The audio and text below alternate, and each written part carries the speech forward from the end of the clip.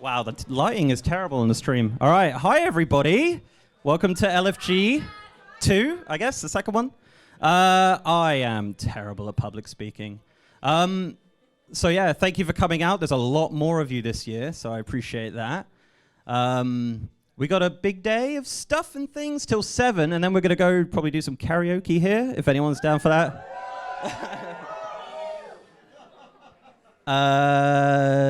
Yep. Oh my god, I'm the worst. Yeah, so Kex is going to run through the day, but before we do that, do we have someone to switch over the thing at the back? Wochi is going to say a few words about someone who is not here. Well, thank you for making it easy for me. Fantastic. Hello, everybody.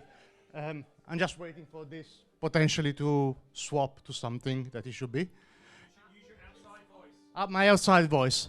So last year,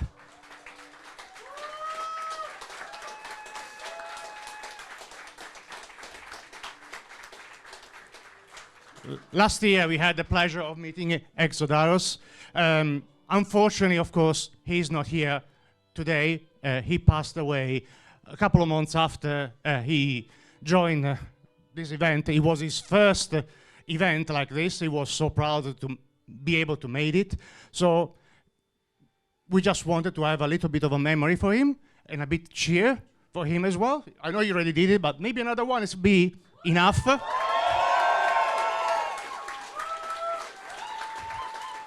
And I'm going to pass this microphone to somebody that definitely can do much better work than me at public speaking. Kex? Dan, sorry. It's me again. I don't know why it's me. All right, yeah. I didn't want to do that. I probably would have cried. It's really sad. All right, cool. Well, I'm going to hand you over to Kex, because Kex is going to run through the day and actually be way more charismatic than me and talk about all the fun things we're doing and all the stuff we're giving away. So thank you for coming. I'll do the quiz later, and I'll probably be drunk. Hello, everybody. How are we all doing? Are we ready for LFG? Before we get started, though, it is going to be a Warcraft tradition, any event you go to. Can I get, on the count of 3, from my friends in the Alliance, can I get a for the Alliance on the count of 3? 1, 2, 3. That was a lot louder than last year. You're multiplying and it's not good. But for my brothers and sisters in the Horde, can I get a for the Horde on 1, 2, 3? See, that is so much better, so much better. But obviously, the stories of Warcraft have changed. We're not at each other's throats. We are now in the World Soul Saga. So as one, can I get a for Azeroth on 3? 1, 2, 3. Oh, that was so cool, so beautiful, thank you. Obviously, a lot has changed since we were last here. We are out of Dragonflight, we are into the War Within, and of course, we are all dealing with everyone's favorite mommy, Xal'atath. Have we got any Xal'atath fans in? Any Xal'atath fans? Yeah? No? Someone, who just said feet? Who just said, was that you again, Tiff? But yes, thank you everybody for coming here today. And also want to give a huge, huge shout out to the fantastic folks that are obviously making this possible. Can I get a huge cheer for the Red Bull Gaming Sphere for hosting us here? This is an incredible, incredible venue. Thank you so much to them. Also, a huge shout out to the folks at Warcraft, Raider.io, Wowhead, and of course, the Dungeon Dojo as well. And on top of that, we have, throughout the day, there's going to be some giveaways. We have some giveaways from the fantastic folks at Warcraft. There's a couple you can see if you're here. You can't see it on camera, but there's some really nice things over here. If you haven't already seen it, you're going to be very, very happy. And on top of that, we also have a fantastic giveaway from the folks at Scan and AMD. Can we get a big cheer for Scan and AMD as well, please, team? It's going to be a very, very good day, but not only giveaways, we've got some fantastic stuff going on with panels and such. We have Recruit a Friend coming up directly after this. Sean is going to be talking to the fantastic Adam Christopher, the writer of the Heartlands novel, or the Heartlands story. If you've read that one, it is available to read now online. We do, after that, have a creator roundtable coming up with some of your favorite creators in the community. After that, the trial of style. We're going to find out which out of the 5 selected are the most stylish out there. And I'm very, very excited for that one. I think there's going to be some differing opinions, but I'm sure you're all going to look fantastic. After that, our fantastic Cham is going to be hosting Our Chat Said. It is you. You are hosting it. Absolutely, it is you. Were you just fantastic? Was the one you were? Oh, just don't cheer. Don't cheer for Cham. No Cham cheer. But yeah, he's going to be hosting. Yeah, boo him. Everyone boo him. Everyone boo Cham right now. Boo this. He is bad. But yes, he's going to be hosting Our Chat Said. We have a quiz coming up after that, and then finally the closing ceremony. For the folks here, we're going to be carrying on. The stream is going to end after the closing ceremony, but for everyone that is here, who's got their phone on? Who was that? Who was that? But yeah, after that, we do have, there's going to be a couple of events going on after the stream has ended, so stick around for that. I believe some people have said the word karaoke. I'm just saying they're saying the words karaoke. Yes, apparently, well, we'll see about that one. We will see about that one. But yes, thank you, everybody, for coming here. I know that you folks, these events don't happen without you joining us here, celebrating Warcraft, celebrating this fantastic community that we're all a part of. Give yourselves a massive, massive cheer. And let's see if we can make that cheer even louder, because I'm now going to introduce the host of our first segment, the fantastic Sean from Recruit a Friend.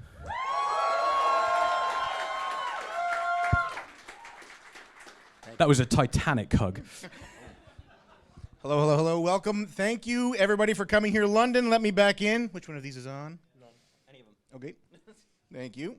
Recruit a Friend. Yeah, for those of you who don't know, it is a podcast where we interview people who are much more famous than anybody that I have ever met, I guess, except for the guests. And we learn about the people who are behind the keyboards.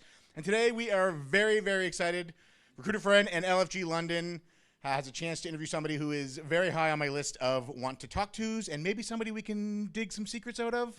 From Dishonored to Stranger Things, from Star Wars to Warcraft, we are thrilled to honor and welcome to the stage New York Times best-selling author Adam Christopher.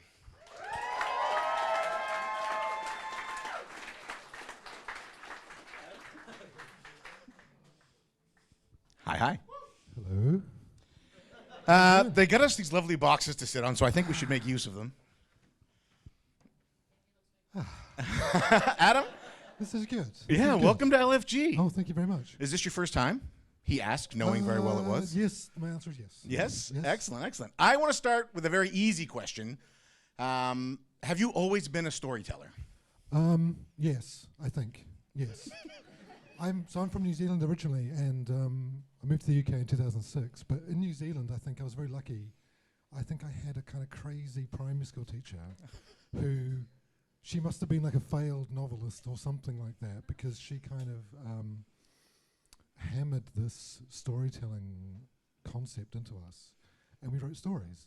And I'm like 6 or 7 years old, which maybe that's what everybody did, but I don't know. But since then, I've kind of written and I've kept writing, and that was a long time ago. So here I am. Yeah. I love it. Well, whoever that teacher is, we need to thank them for gifting us you, because that is fantastic. I've still got stuff from back then. Really? Because I'm a Doctor Who fan, and I was watching Doctor Who on TV, and what I was actually writing was basically Doctor Who fan fiction. It was really whatever I can pinpoint, like whatever episode I was watching on TV, I was writing in a book, exercise book. Will we get a published works of juvenile Adam Christopher work? I've kind of wondered about putting some up on my website, maybe. Yeah. I don't know. It's weird. How many likes from chat do we have to get for that to happen? A lot. A lot? All right. Yes. A lot. All right, perfect. Well, let's dive into why we're here, and I think what a lot of people want to hear about. Your journey with the world of Warcraft. Adam, what was your first exposure to Azeroth? So I've been playing since I think I worked it out January 2005. Oh, wow. Playing in New Zealand, and back in those days, I think it was North American servers. Mm-hmm. There wasn't sort of Oceania and stuff. So I kind of just I played Warcraft 1, 2, and 3 obsessively through university. And the very idea that you could enter that world of Warcraft, like you could enter it and interact with the characters that you had met in Warcraft 1, 2, and 3 was just incredible. Like I can't even exaggerate how important that was to a Warcraft fan. I mean, this is like, 20 years ago now, so for players who've come in who probably don't have that experience. Yeah.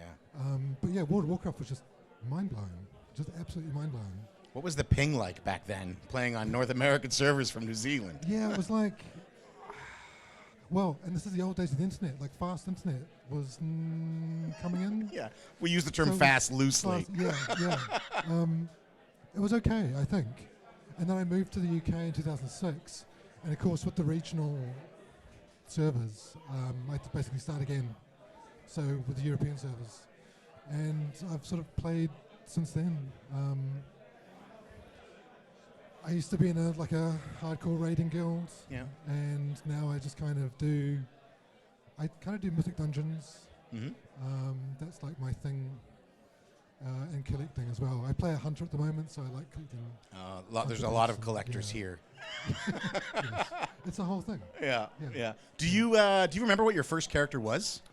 Yes, so I played a night elf rogue, and it still exists. It's like lost on some US server. There's this night elf rogue. I can't remember the name. And, I mean, I didn't know what I was doing. Nobody knew what they were doing. Yeah. This is before Wowhead, before MMO Champion, before Discord, Yeah. where quests, I mean, people have that experience now with Classic. I think the batteries are going on that one. Do you want me to swap that? Sorry. How's that? Oh, that's better. So people have that experience with Classic, but back then it was like nobody knew what they were doing. My greatest memory, and it's really embarrassing, is like discovering you could do dungeons by just accidentally wandering into dead mines and seeing this portal and going through, and it's like, oh yeah, these mobs will kill you instantly. Yeah. But I did a dungeon, I can't remember which one it was. Like the group didn't even have roles. It was like maybe 4 DPS and a healer. And we get to the first boss, and someone said, okay, who's going to tank it? And I was like, well, I'm going to tank it. Like, I'm a rogue DPS. I'm doing way more DPS than the rest of you put together. Yeah. So I'm going to tank it. Like, this is insane. Yeah, but so since then I have learned, we've all learned. Yeah. And yeah, so rogue, Night Elf Rogue. Very cool. Then I discovered Taurens. When I moved to the UK, I basically played World of Taurencraft. Just all cows all the time. All cows all the time, yeah. But at the moment, Blood Elf Hunter. Oh, nice, Yeah. nice. Is there any world where you imagined, like, back then, someday I'm going to write for this universe? This is a weird question because, like, being a Doctor Who fan, like I said, I wrote Doctor Who fan fiction as a kid. Right. And then I've written, I wrote a Big Finish audio drama, which is coming out in October. I've written BBC audio for Doctor Who. So, and Star Wars, of course. So the idea that I could actually do something within the universes that I love Yeah. was something that's always been on my mind, even as a kid, because I was watching Doctor Who, writing Doctor Who. Doctor Who exists at that time as books, which was good because it got me reading and got me writing. So yeah, so Warcraft is like I wanted to write Warcraft in some form, and it's just a matter of like persistence, like sticking with it. My first original, I started writing, as I said, a long time ago. My first published book came out in 2012, I think. Mm-hmm. And, I write, original science fiction fantasy, but working in other people's worlds, like Warcraft or Star Wars, that's like a real kind of, it's a creative outlet, but it's also a joy to do. Yeah. And Warcraft is like, this is the weird thing. It's like I'm a fan, before anything else, I'm a fan of Warcraft. I'm a player. So to create something which is actually Warcraft is mind blowing. It's like, Yeah. Sometimes I have to pinch myself. It's like, oh my God, I get to create. You're living the dream, like. Kind of like in a tiny, tiny way. Yeah. Warcraft is so big. It's a much bigger thing than me or what I do. But like I'm part of it. Yeah. Which I'm always aware of and I'm grateful for because it's a big honor, and as a fan, I want to do the best that I can do for whatever it is I'm writing. So whether it's Warcraft or Star Wars or whatever. Yeah. But yeah. So it's notoriously hard to become an author for a franchise like Star Wars. And I had heard that you waited up to 5 years on the list before they came to you with an offer. Is it similar with Warcraft? Like, was there a long waiting period, or did you just reach out and say, hey, I'm ready, tap me in? Yeah, so with these big properties, I think Star Wars and Warcraft for me are kind of the top tier. Every single author wants to write Star Wars. And Warcraft, again, it's the same kind of thing, because with Star Wars and Warcraft, there's actually not many sort of outlets for fiction. You know, Star Wars obviously has got books, comics. Warcraft had quite a big publishing program a long time ago. And I think with Chris Metzen coming back, they're starting to kind of revamp it, which is why things like Heartland's novella came up. It was a question of like meeting the right people and talking to the right people. I've had the experience, this is like a long story, but like going back to Star Wars, 'cause Star Wars was like, as I said, that's the upper echelon of what I consider upper echelon of tie-in fiction. Mm-hmm. And to get to Star Wars, I had to have established myself as a writer in my own right, because for huge franchises, they need they need writers who not only know what they're doing, but can follow a brief and can produce something that fits what they need without them hand-holding, which is the same as Warcraft. Right. You know, we can imagine with Warcraft, they're planning ahead so many years, so many expansions. They know exactly what storytelling beats they have to hit and when, and how that ties into the game, because the gameplay is like primary concern, and then whatever lore and storytelling can support that. So for Star Wars, I had done Elementary, which is that's Sherlock Holmes, Johnny Lee Miller, Lucy Liu. I did 2 novels for that. I did 3 novels for Dishonored, which is the video game series. So that was kind of like tie-in experience while I was doing my own original stuff. So by the time I got to Star Wars, I had to wait 5 years because it's like there's nothing available. They were like, okay, you can do this book, and we trust you that you can follow the brief and produce what you have to produce. Right. For Warcraft, it's kind of those weird things. It's like one of the other author friends of mine is Delilah S. Dawson, who has written Warcraft, and we have the same agent. And she always gets approached for things because she's a great author. But I was like, you're doing Warcraft. So like this whole connection of author, agent, editors, I kind of got on the radar of the team at Blizzard. Very cool. And just eventually got in there. It's a long process, but like it's worth it because like Yeah, because you love it. Yeah. You're like, I love this. It's worth it because it's just with something I love. What's the actual process of writing like? How collaborative is it? Do they give you like a rough storyline, or do they just say, hey, we want you to do something in this space? How much input do they have versus your own creativity? So with Warcraft, let's talk about Heartlands, which is the first Warcraft thing I did. There it is. There it is.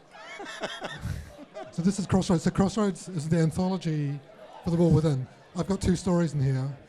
I don't know the full contents, but Heartlands was Thrall and Jaina. It's the bit in The War Within where you arrive in Donegal and Jaina and Thrall are like, we have to go and recruit some more troops. And they kind of disappear. Yeah.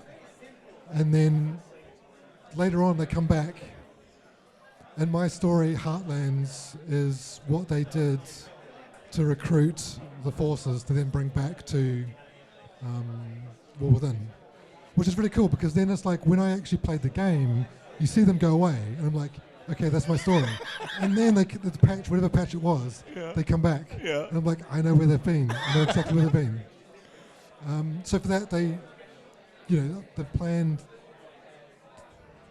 the expansion as a whole, but the patches specifically, so they know exactly what stories they need to tell and how the game can do this thing and go in this direction, but then with storytelling you can go and do something else.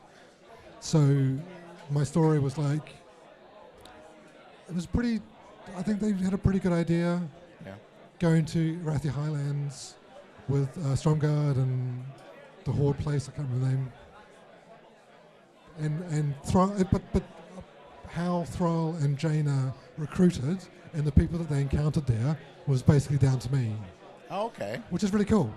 And I got to create stuff which then has appeared or will appear in the game.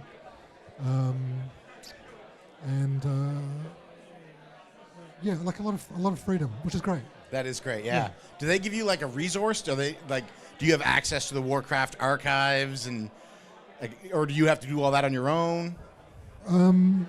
It's lucky that I'm a Warcraft nerd anyway, so like I know, and this is useful for writing. It's like you don't have to be a fan of something, but it really, really helps because you just love the stuff and you know it. So I had a lot of the lore already, but then they gave me like I don't know what you call it, like an outline for the patch, the story beats, the narrative. I saw cutscenes, animations. Very cool. But things that were finished, things that weren't finished. So I knew kind of exactly what I was doing. Right. And then anything that I needed, I could request. But like as I said, I knew most of the lore anyway. So so Heartland's the first one. It was kind of straightforward. Like it's Jaina, it's Thrall. You know who they are, and how they interact with each other. Arathi Highlands is an old zone, and we already know some of the history there with Arathor and Stromgard and that kind of thing.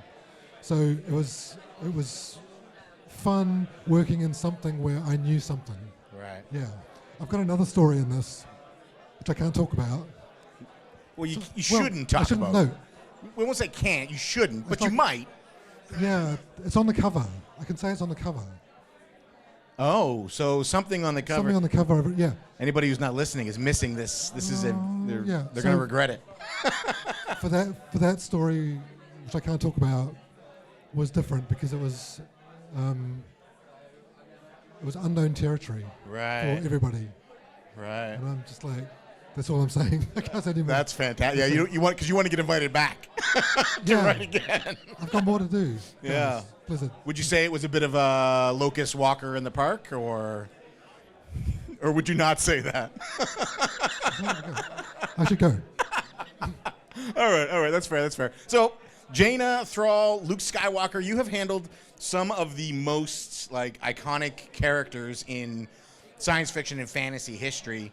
What kind of pressure do you feel when you're writing them, or do you feel any at all? Do you know them so intricately that you're like, I know I can write this well?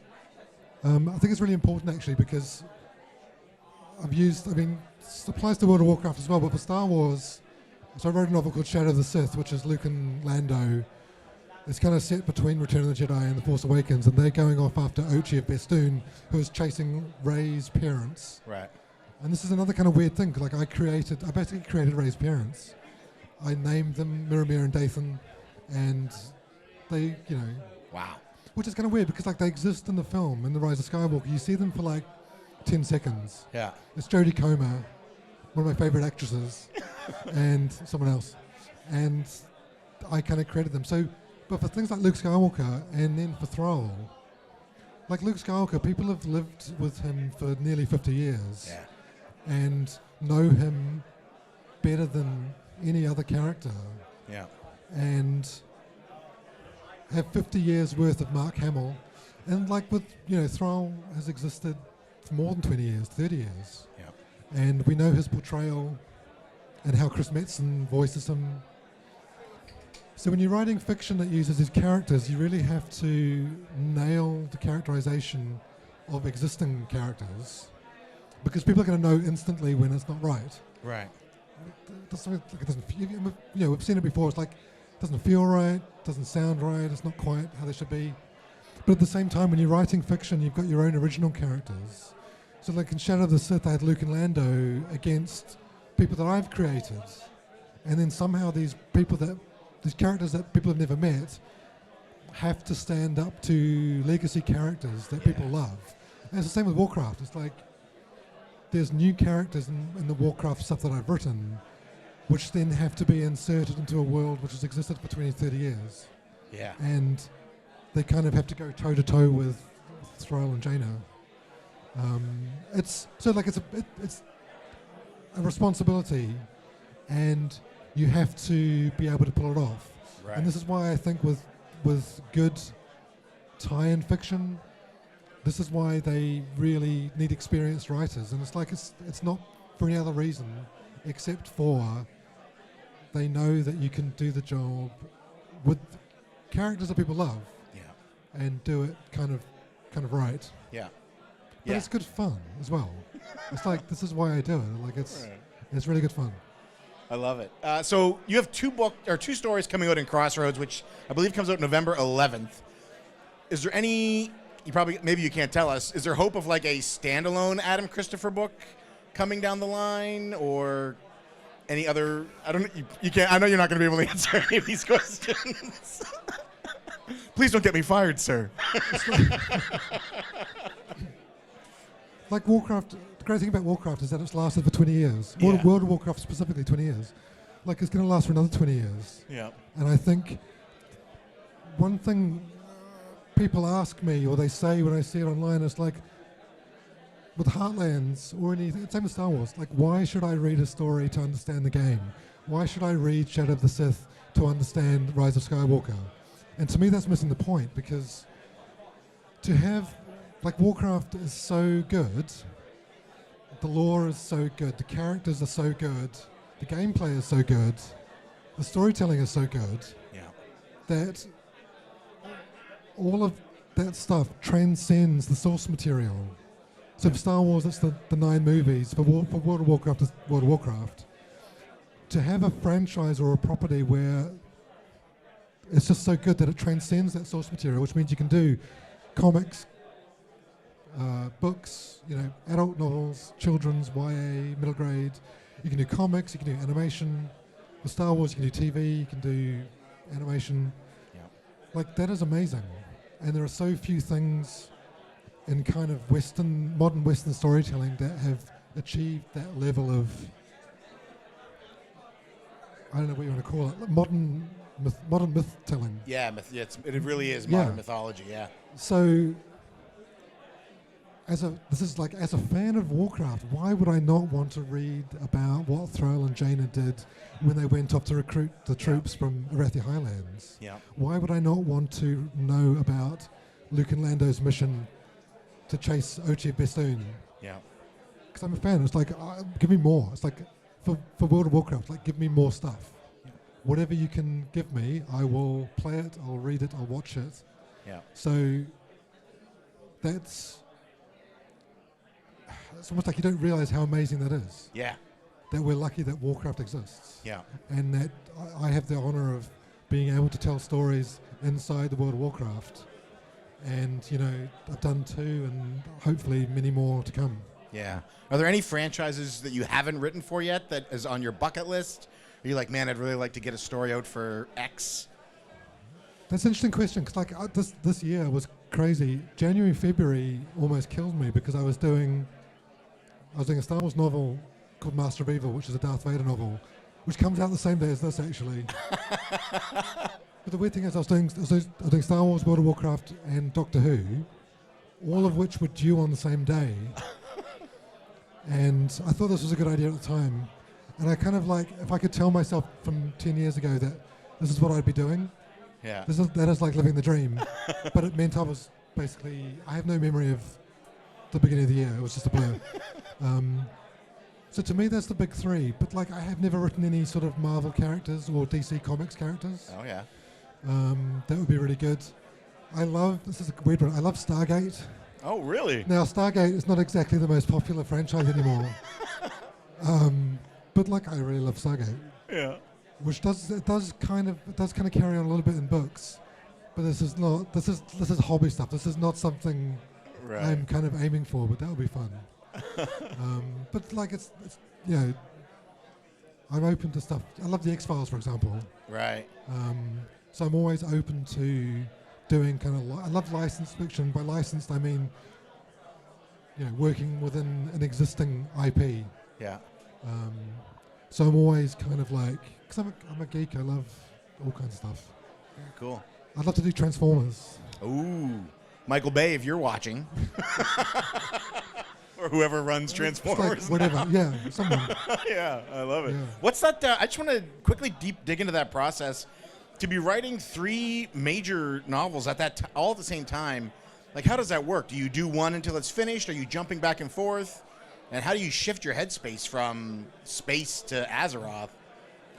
Yeah, it was kind of tricky. What I did, it's like I plan everything very well and have spreadsheets and things, and it was basically working on something until I had that panicking feeling that I was neglecting the other thing, and then I'd switch, work on that for like a week and a half, and then think I need to get back to whatever it was, and then switch it, and then you do get to a point where it's like I just need to finish it. Right. So I think I finished maybe Doctor Who first, and then World of Warcraft, and then Star Wars. I'm doing Star Wars tomorrow. Actually, I'm finishing off, but it's like it's not ideal. No. But also it's like it's not ideal. But also it's like this is amazing. Yeah. I'm writing the 3 things that I love. Yeah. And Like, oh, I'm so stressed, but this is great. and this is the weird thing. It's like, as I said, I have no memory of like January and February. So when I go back to Right. read this Warcraft thing I've done, I'm like, did I do that? Yeah, I did. Yeah, you also can't wait to read it. Yeah, this is gonna be a good book. I wonder what's in it. Yeah. That's great. That's great. Adam, we end every episode of Recruiter Friend with a 10-question questionnaire that is borrowed pretty heavily from Inside the Actor Studio, which is a show that used to exist many, many years ago. And if you are ready, sir, I would like to ask you those 10 questions now. Okay. First one's going to be tough for you as a writer. What is your favorite word? Oh, that's easy. Yeah, magenta. Magenta. Oh. Also your favorite color? Well, I don't know. My dad worked in, this is a bizarre tangent. My dad worked in advertising back in the 80s, and he was an art director. So I think the studio within his advertising agency got in all kinds of weird, expensive, high-end, like paper and paint and pens and stuff. And he brought me this amazing set of felt tip pens. This is very dumb, but it was like German or something. It was really high-end. But like they were like this magenta felt tip, and I was just fascinated because it's kind of red, it's kind of purple, it's neither. It's magenta, which I've discovered is actually a town in France or something. Ah. So since I was probably 5 years old, magenta, and I've tried to put it in everything I've written, the word magenta, but it got a bit silly, so I stopped. I gave up. Yeah. So there's no magenta in World of Warcraft, unfortunately. No magenta tabards. Maybe I could. Yeah, I should try it. Yeah, Jaina could change the streak in her hair to magenta. Oh, magenta. Okay. Question number 2. What is your least favorite word? Yeah. Okay, my least favorite word is onus. Onus. Because you had the onus of writing 3 novels at the start of the year. Is that what it means? I don't know what it means. I had a teacher who was horrible when I was, I think, 11 years old. Like, completely traumatized me that year. And she kept using onus and conscientious. Oh. So, like, onus is my least favorite word, and conscientious is my second least favorite word. Okay, all I was right. traumatized, and it still stands. All right, I'll take it. It works. Question number 3. What sound or noise do you love?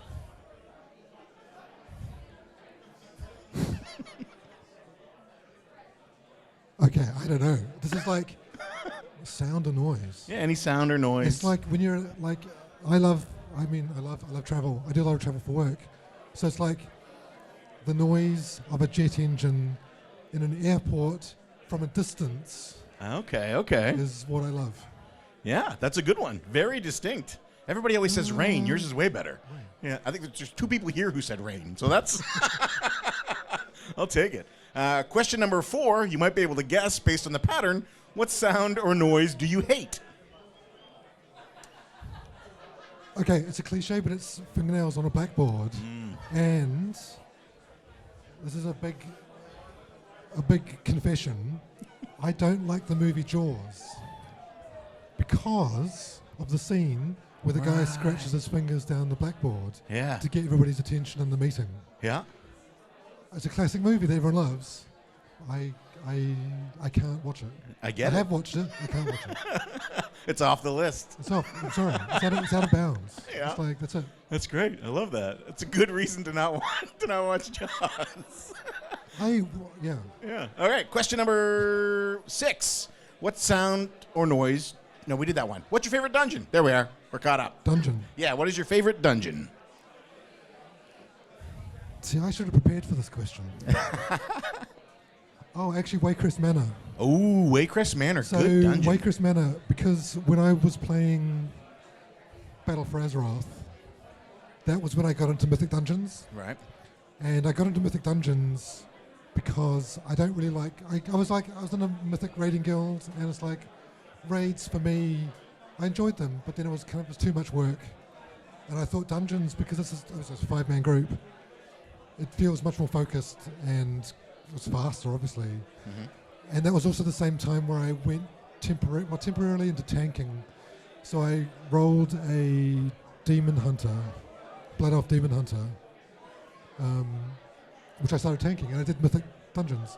And Waycrest Manor was probably the first one where I was like, finally I know what I'm doing. It's like, I know the paths, and especially that one I think you could go through... Yeah, the different doors would open up based on the weeks, yeah. Yeah.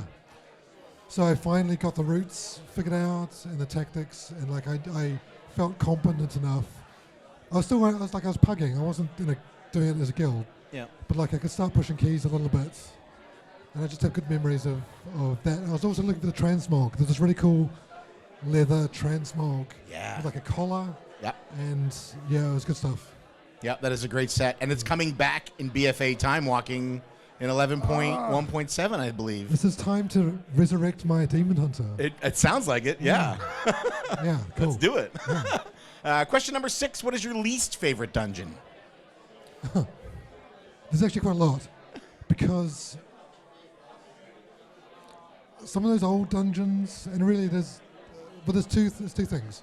There's old dungeons where clearly, this is why they only go back so far when they do like the mythic rotation, because some of the old dungeons need just a complete overhaul. Yeah. There's ones where you're kind of running for half an hour or more, Yeah. because that's just how they were designed. This is 20 years old. What's that dungeon where it's completely dark and you have to... Vault Get of the the- Wardens? yeah. Yeah. It's just really annoying. Yeah. And the boss fight at the end when it goes dark. And you have to go to the pillars. And there's a trinket or a neck in there that all of the mages need, and I had to run it 200 times with my guild because they needed this neck. I'm with you. it's That's just- on my list too. yeah. That kind of when you do like a random or something, Yeah. you're waiting for the loading screen, and the kind of feeling you get when the loading screen is not the loading screen that you wanted to Yeah. see. This is not Dead Mines. Yeah. Question number 7, what is your favorite curse word?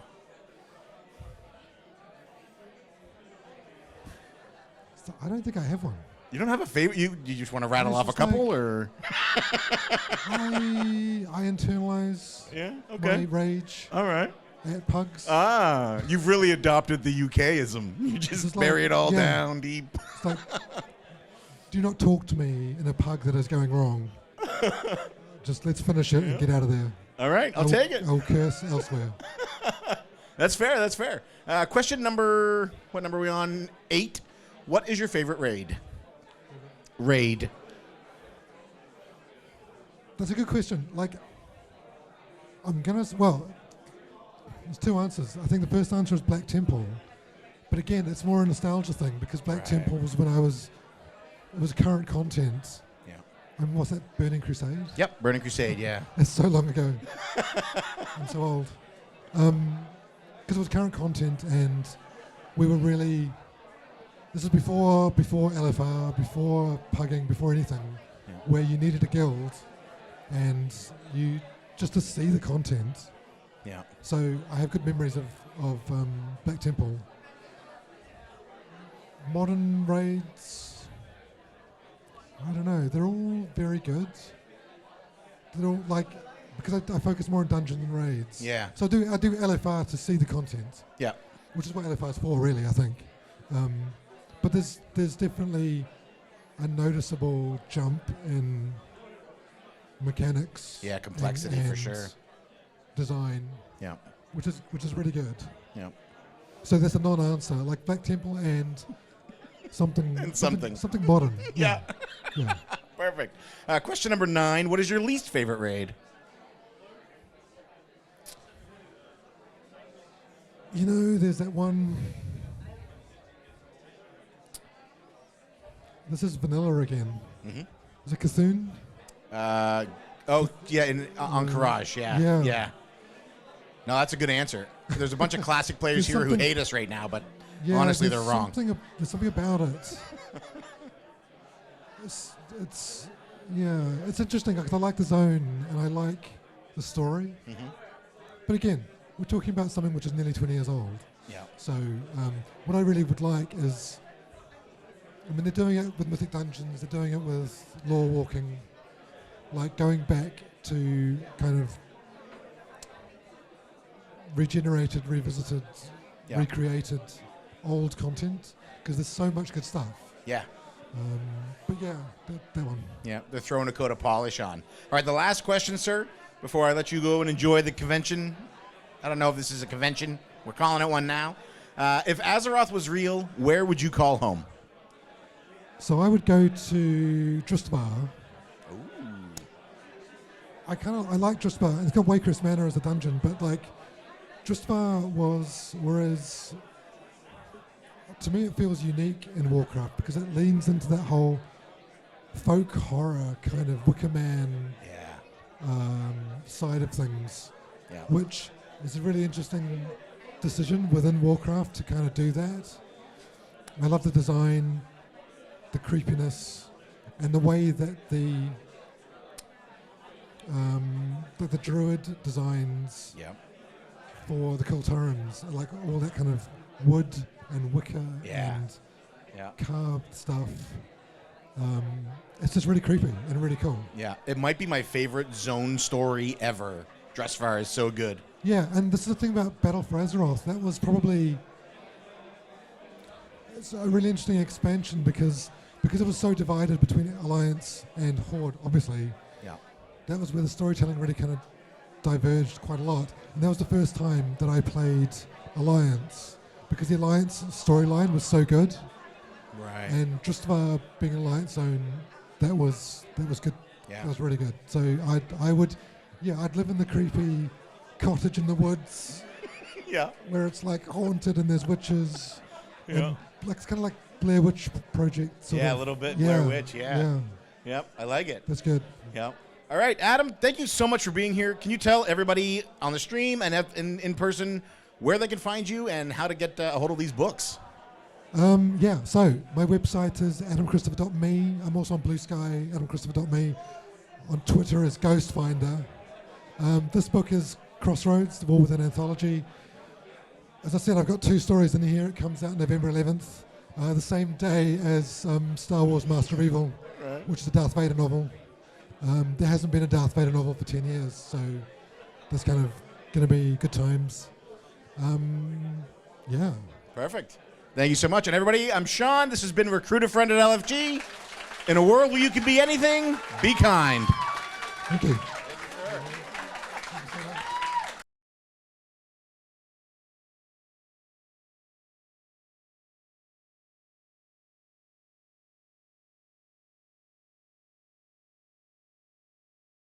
Much. Now, obviously, behind me, there is a very, very nice 9070 XT Asus Prime. Once again, this is the giveaway. Everybody that has walked... Giveaway. Wow, that's loud. So loud. If it's loud, don't keep shouting. Oh, sorry, yeah. I'll keep it over here. There we go, yeah. As Giveaway. Stop. As everybody that walked in, you obviously were entered into the giveaway. Once again, can we get a huge round of applause for AMD and Scan for supplying us with this fantastic graphics card? One of Not you the basket. it's amazing. One of you is going to be winning it, and we also have a very unique way of drawing the winner. because with us, for those of you that have been in the community, you will know the story of Shax's laundry basket.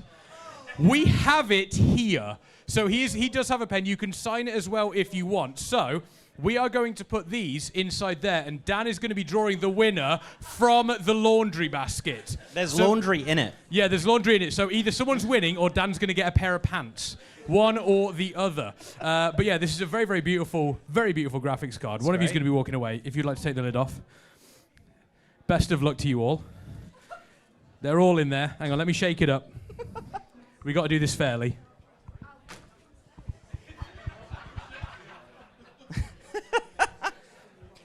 This is quite possibly the weirdest thing I've ever done. And I've done some weird things. Okay. Right, raise your hand if you think you're going to win. Any winners? Any winners in chat? Anybody winning? Anybody winning? Well, actually, Any winners? there's no winners in chat. There's no winners in chat. No winners in chat. Okay, Dan. Could you pull out one number? He's using his mouth to pick the number. I got it. You've got it? Yeah. And the winning ticket number is? It's red. Oh, it's blue. It's blue. Blue. Begins with a 6. Ooh. And then it goes to a 9. Nice. Nice. Any 69? Any 69? Nice. Nice. Is it the watershed? I think so. Oh. And what's the final number there? It's a 4. 694. Do we have a 694 somewhere in the Red Bull gaming sphere? No, 694. Oh, this is embarrassing. Wait, we have a winner! We've got a winner! Oh, it's EJ! It's EJ! Let's go. Congratulations. So, EJ, if you want to come find one of us after the fact. Yeah, we don't actually have it. It's. Don't worry, you will be getting it, though. Shax, this is now mine. This is now mine. Huge thanks to Scan and AMD for providing this giveaway super last minute. Yes. Helping out LFG, and that was good fun. Yeah, it was great fun. But yeah, we do have a creators roundtable coming up very, very shortly after this, so make sure you're sticking around. Chat. Also, make sure you are checking out the fantastic charity Make-A-Wish. We are supporting Make-A-Wish throughout LFG. Is it ! donate or? You can just donate through Twitch. Yep, just donate through Twitch. There we go. Yeah. So yeah, give them a good support. Folks, stick around. We'll see you folks in a couple of minutes. Hello.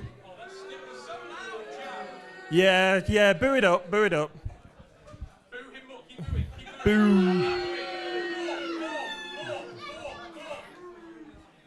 I'm a heel at heart. So, the future. What's coming in the future? So I'm going to introduce a special guest right now who has done work for the dojo. You may have seen his work for the DDI. My friend, Mr. Dribble.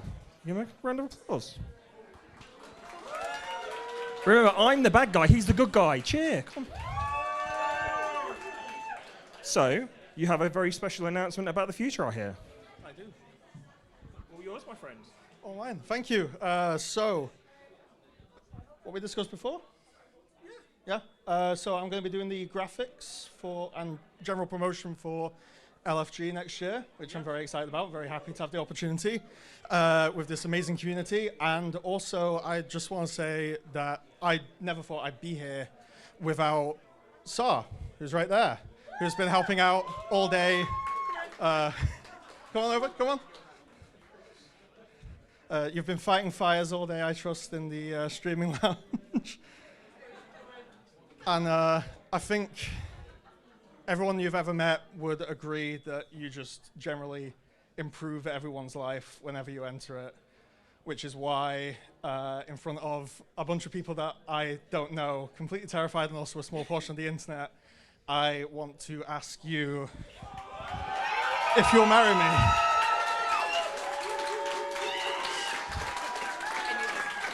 I know.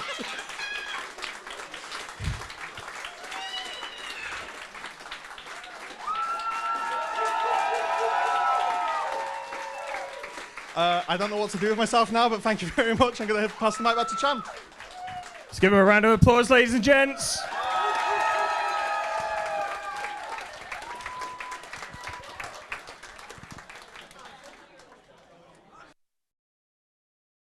Ladies, gentlemen, and everybody in between, thank you for sticking with us. Hello, everybody on stream. By the way, everybody in the room right now, can we get a high chat from everybody? Say hello to chat on the count of 3. 1, 2, 3. Chat, I don't know if you heard that, but they sound beautiful, and they said hello. Yes, we do have now a WoW Creator Round Table featuring some of your favorite folks from the WoW community scene, some of your favorite streamers. Can I please get a massive round of applause for Bears Adventures, Jedith, and K-Jack?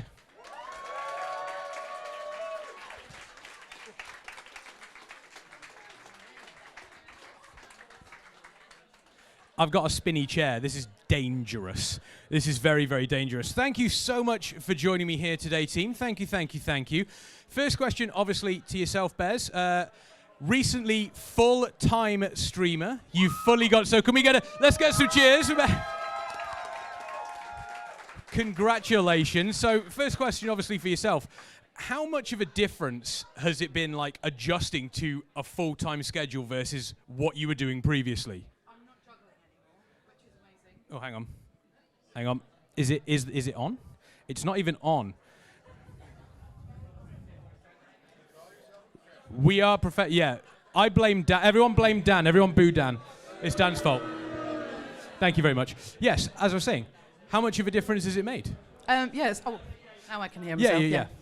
I'm not juggling anymore, so that's quite nice. I can just kind of do what I want to do, rather than having to like think what time am I going to be on, because I've got my other half as well, so don't like neglecting him.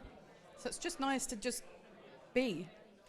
Just stream when I want, and in the whole daytime I can do a whole daytime stream, and there's like no panic about having to stop for something else. So yeah. Yeah. Cool. You're not worried, as you said. You're not worrying. You're just like, I'm just going to sit down. I'm going to stream. Obviously, there's pressures around that. I mean, K-Jack, you know, when you're streaming, there is always almost a I don't know, a pressure to perform almost when it comes to streaming. Is that something you felt yourself throughout streaming?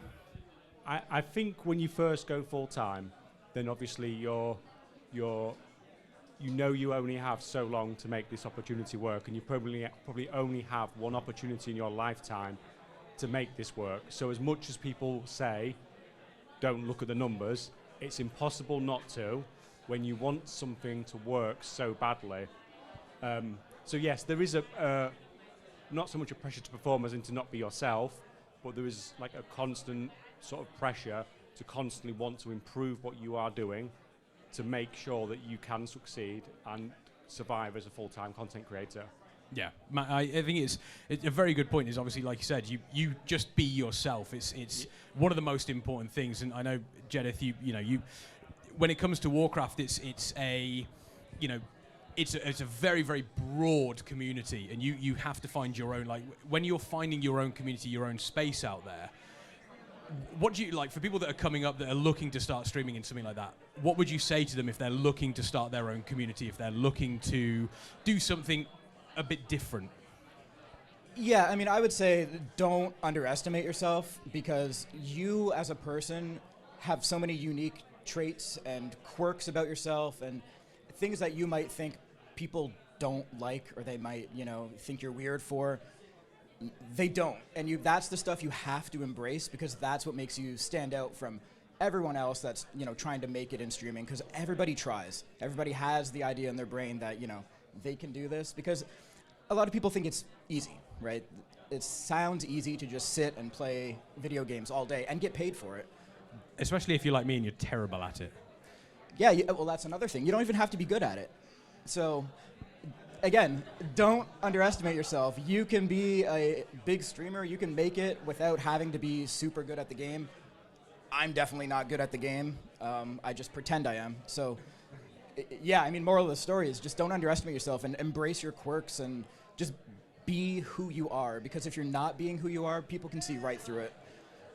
So, yeah, that's what I would say. Yeah, massively. And, obviously we talk about streaming and everything. And do you want to touch on how important it is to not just stream on Twitch? Like, you've got like TikTok, YouTube, like discoverability and everything is absolutely massive. And it's very, very easy to just go, I'm just going to stream on Twitch. But that world is so big that a lot of people don't even realize. I don't utilize it as much as I should.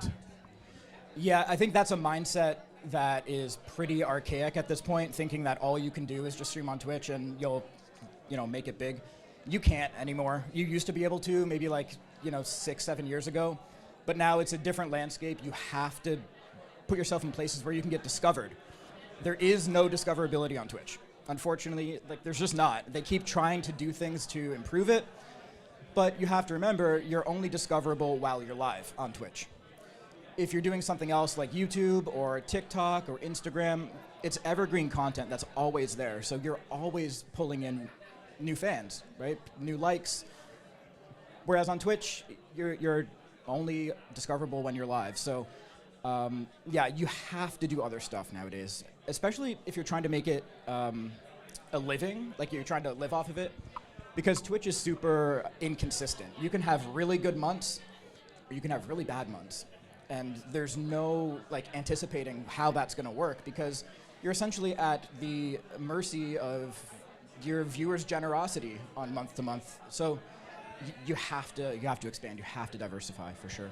Yeah, absolutely. And I suppose we'll get like a little bit of a little bit of history. K-Chak, we'll start with you. So, what was the moment that you thought to yourself, this is something that I would love to stream? What was the moment it switched on for you where you were like, yes, this? Well, I came to streaming quite late. I already had quite a following on YouTube when I did go for it, and it was just basically everyone from the audience saying, try this, try this, try this, and I eventually tried it. But for a long time, I was only streaming on YouTube, and hello? I have no idea where that's coming from. No, there shouldn't be anything there, so I don't know where it's coming from. Has someone plugged in a mic somewhere else? We good? I have no idea. We'll figure out. I'm not sure where that feedback is coming from. It's not coming. I apologize. We're going to work now? Yep. Everyone blame Dan. Can we get booing for Dan again? Yes, I was streaming on YouTube for such a long time, and everyone said to me, "Oh, come over to Twitch. Come over to Twitch. Completely different, and it's don't know. It's just a completely different sort of atmosphere, completely different interaction, and before I was just basically just somebody who was posting videos, and now it's a completely different community feel when you do get into the sort of the streaming on Twitch and things like that. Yeah. Bears? Yeah. Where was when did it first hit you that you were like, I'm going to enjoy this? I kind of watched other streamers do it, and then watching them stream, I thought that's something I could do, but I always lacked the courage because I was worried about trolls or people saying like negative comments. And then I found Chloe, who streams without a camera. She's a Huge VTuber. shout out to Chloe. Huge shout out to Chloe. Yep. And I thought if she can do it without a camera on, I can try it. So I streamed for like the first 2 months without a camera. And then Earth, who's actually here somewhere, I've seen her somewhere, she started streaming with her camera, and I thought, well, if she can do it, I can do it.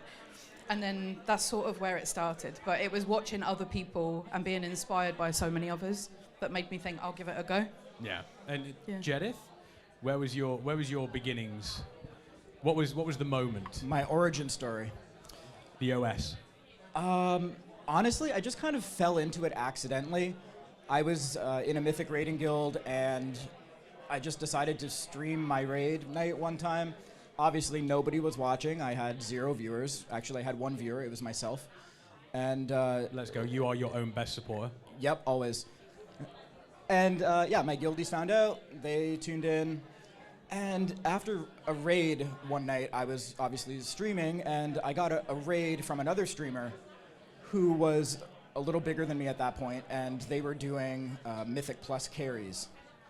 And yeah, he raided into me for some reason, because I mean, I don't know why. I was just a random with 2 viewers. But he actually got me into doing Mythic Plus carries on stream. And that's like a great way to build yourself up, is to offer your viewers something, like not necessarily like a service, but a way for them to engage with you and interact with you. So that's what kind of helped me grow a bit quicker at the start. And that's just how it started. And then I just realized, hey, I can actually do this. This could be something, and I just kept with it. Yeah, no, it is a great I think it's one of those things where when you get that moment and you think to yourself, I actually really want to do this, I actually really enjoy this, it really does, you know, it massively, massively plays into it. I think we'll come down, we'll start with Bez, we'll come down the list here as well. For folks out there that are sort of thinking to themselves, you know, they may not, you know your community, they may not know what your streams are about. How would you describe your streams? If someone was to turn around and say to you, what is a Bears stream? And I'm sure... I've got loads of community members here, so they'll probably say otherwise. If you could shout out what Bears streams Most are. they're all here. They're all over there. What are Bears? Are they? How would you describe them? They just shouted a bunch of words. I didn't hear a single one. It's fine. They were shouting cucumbers and bushes. I'm sorry? Cucumbers and bushes. So, K-Chak, how are your streams? I collect a lot of stuff usually, and just wing it and chat rubbish in between. That's just my streams. I just make it up as I go along. Yeah. Yeah. That's it. You know, you can have a plan, but sometimes the plan doesn't work. You have to. I planned out a whole stream once it was a patch day. Okay. So the whole stream I was like, I'm going to talk about patch stuff, and it got to the very, very end, and I didn't talk about the new patch. That's actually that's impressive. Yeah. That is actually impressive. So now I just wing it. I make no plans. Yeah. Make no plans. Yep. It's, you know, the best laid plans are mice and men, as they say. Yep. K-Jack, if someone was to come by a stream, what would they expect? So I would say Bears streams is very sort of entertaining. And I'd say mine's at complete the other end. So mine's just purely educational in trying to help somebody to progress a certain part of the game. And if anyone was trying to get into content creation from the start, that's probably what I would suggest most people do, is start with sort of making videos, making guides and stuff, build up a following through that, because like Jed have said, getting discovered on Twitch or any sort of streaming service on its own is very, very difficult. But if you build up a following with sort of guide videos and things like that, it's a really good way to sort of get yourself established. Yeah, absolutely. So we've had entertainment, we've had factual. Are we somewhere in the middle with the Jedith stream? Or Disappointment. Disappointment. Okay, disappointment from a Jedith stream. No, I mean, my streams have changed a lot over the years. Lately, it's a lot of like Demon Hunter content, answering questions. People come in, because I make guide videos. So a lot of people come into my stream to ask me questions. And a lot of my time is spent answering those questions in chat. But at the same time, while I'm doing that, I'm usually I'm playing with friends, doing Mythic Plus. Every Friday, I do like a stream together, stream on Twitch with a couple of my friends. So it's a lot of fun. It's just kind of hanging out and doing whatever's thrown at me that day. Just kind of wing it. Yeah. Again, I think that's one of the best things from a streaming perspective is, like you said, you can plan out so much for your day, and then especially if you've got an active chat, they start rolling, they start asking questions, and you're all of a sudden you are 5 miles away from the topic that you actually wanted to talk about. Yeah. Or you get distracted by shiny things. That happens more often. That's usually why I'm distracted. That's usually why I'm like, people are like, oh, why are your starting screen so long? It's because I've been sat there and I've been distracted by something and I haven't realized that my stream is actually running at the time. It's one of those. We're going to talk a little bit about Warcraft now as well. So we've obviously spoken about the content creation. Talking about Warcraft, in the World Soul Saga now, how do we feel about, this we'll go down the line. How do you feel about the fact we're getting a trilogy of stories rather than what we've had in the past, which is kind of your standalone expansions? Because now we've got The War Within, Midnight, and then finally The Last Titan coming up. Are you excited about that, not only as a player, but as a content creator as well? Yeah, I was really excited about it to kind of just get a lot of info up front, because it builds a lot of hype. The one thing I will say is I feel like it kind of sucks to not have a big announcement at BlizzCons in the future. That was my only gripe with it, but I think, like, overall, knowing what the next 2 expansions are it's kind of exciting, because you can sort of plan ahead almost. Like, I know that in The Last Titan, I mean, Chris Metzen kind of hinted towards Illidan, and I make Demon Hunter content, so, I can kind of get hyped about that. I think it's too soon. Executus. It's never too soon. So, I mean, it's cool. We know, like, Midnight's coming up. I know a lot of people are into sort of the elven theme that is obviously going to take up the most of midnight. But yeah, I'm super stoked for it. Yeah, for me, definitely the best part about us having this sort of long story arc over 3 expansions is that perhaps we won't get so much of this where the story just feels like it's been something that should have been pulled out sort of over an expansion over several patches is sort of rammed in one patch, and you just feel like everything's going like 1,000 miles an hour, and it doesn't feel satisfying because there's no build up. It's just very quick, going through the whole thing without any sort of time to reflect on any of that. And for me, that's going to be the big thing, having this story arc over sort of the 3 expansions. Yeah.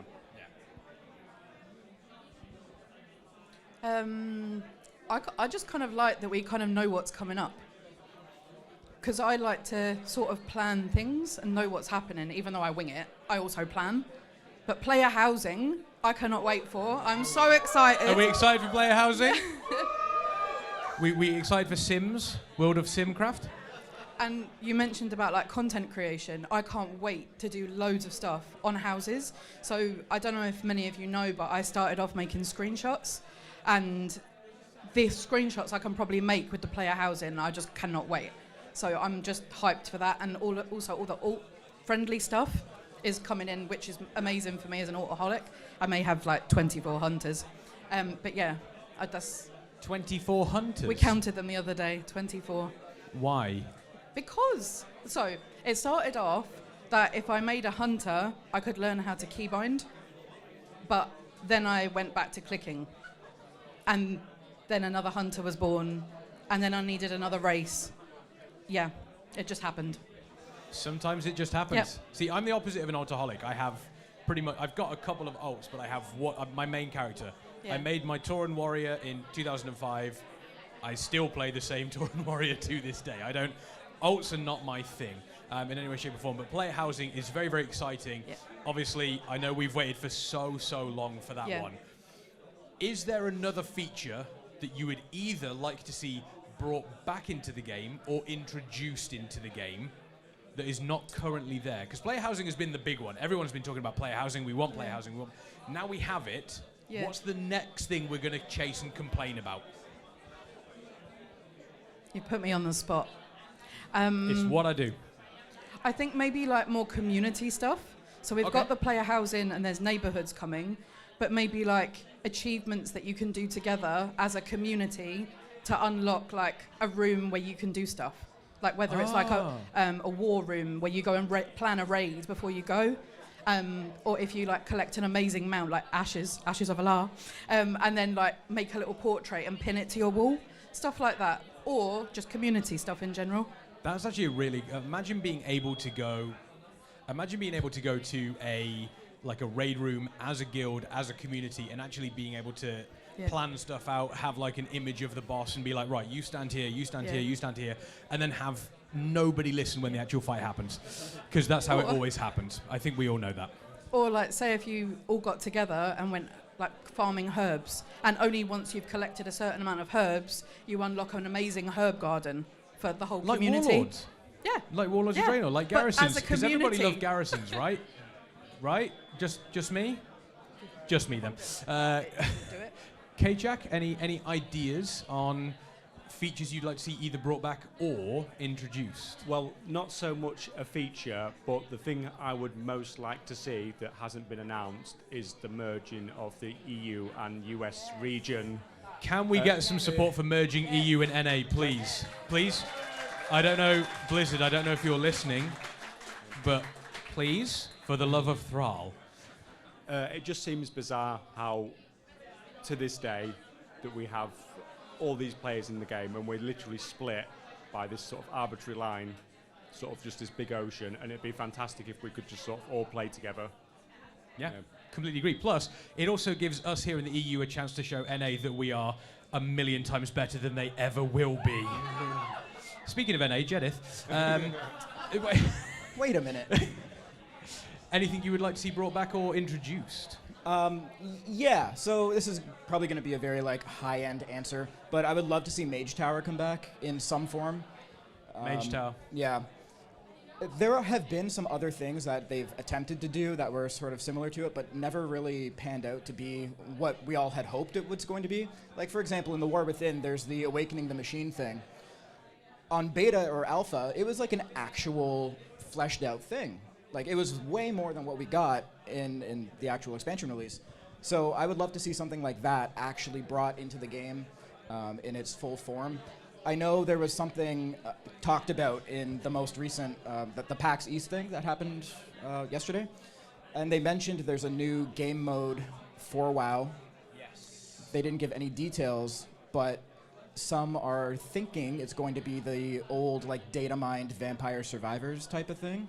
Oh, yeah. Which I love that game. I've spent thousands of hours laying horizontal playing Vampire Survivors.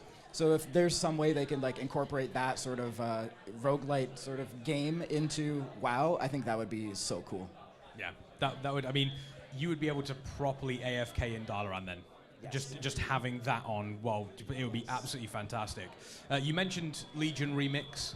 Are you excited for Legion Remix? I'm so excited for Legion Remix because they have announced that they're actually including Mythic Plus in Legion Remix. I don't know how it's going to work, how they're going to balance the scaling. You don't. You just let it balance. Just let it run wild. Yeah, exactly. Yeah. Let us go, just absolutely wild with it. I need to see that. But also, the difficulty. Right. So, for those that don't know, Legion Remix obviously coming. They did announce that there is going to be a much more difficult story mode, effectively, for the actual open world. I believe they've called it like Shattered World or Shattered Dimensions or something like that, and it is a more difficult version. So solo players going out into Legion Remix, you're going to find that you can go and do a much more challenging version of the old Legion content out in the open world. It's a very, very cool idea. Very, very cool idea. So it's not going to be like Mists of Pandaria Remix, where you could just press one button and one-shot raid bosses. I think the intent behind it is to actually give an extra level above that so you can actually play your characters properly rather than just relying on, a one-button insta-kill macro. So it's going to be cool. It's good. And is there an expansion you would love to see a remix of that we don't already have? A remix version of? Yes. I might get some hate for this, but I'm going to say BFA. Okay, maybe no hate. I'm going to get some hate for this. Immediate cheers. Yeah. Immediate cheers for BFA remix. Why BFA? I think BFA has some really cool transmogs. There's like the trench coat type of thing. Warfront? Yeah.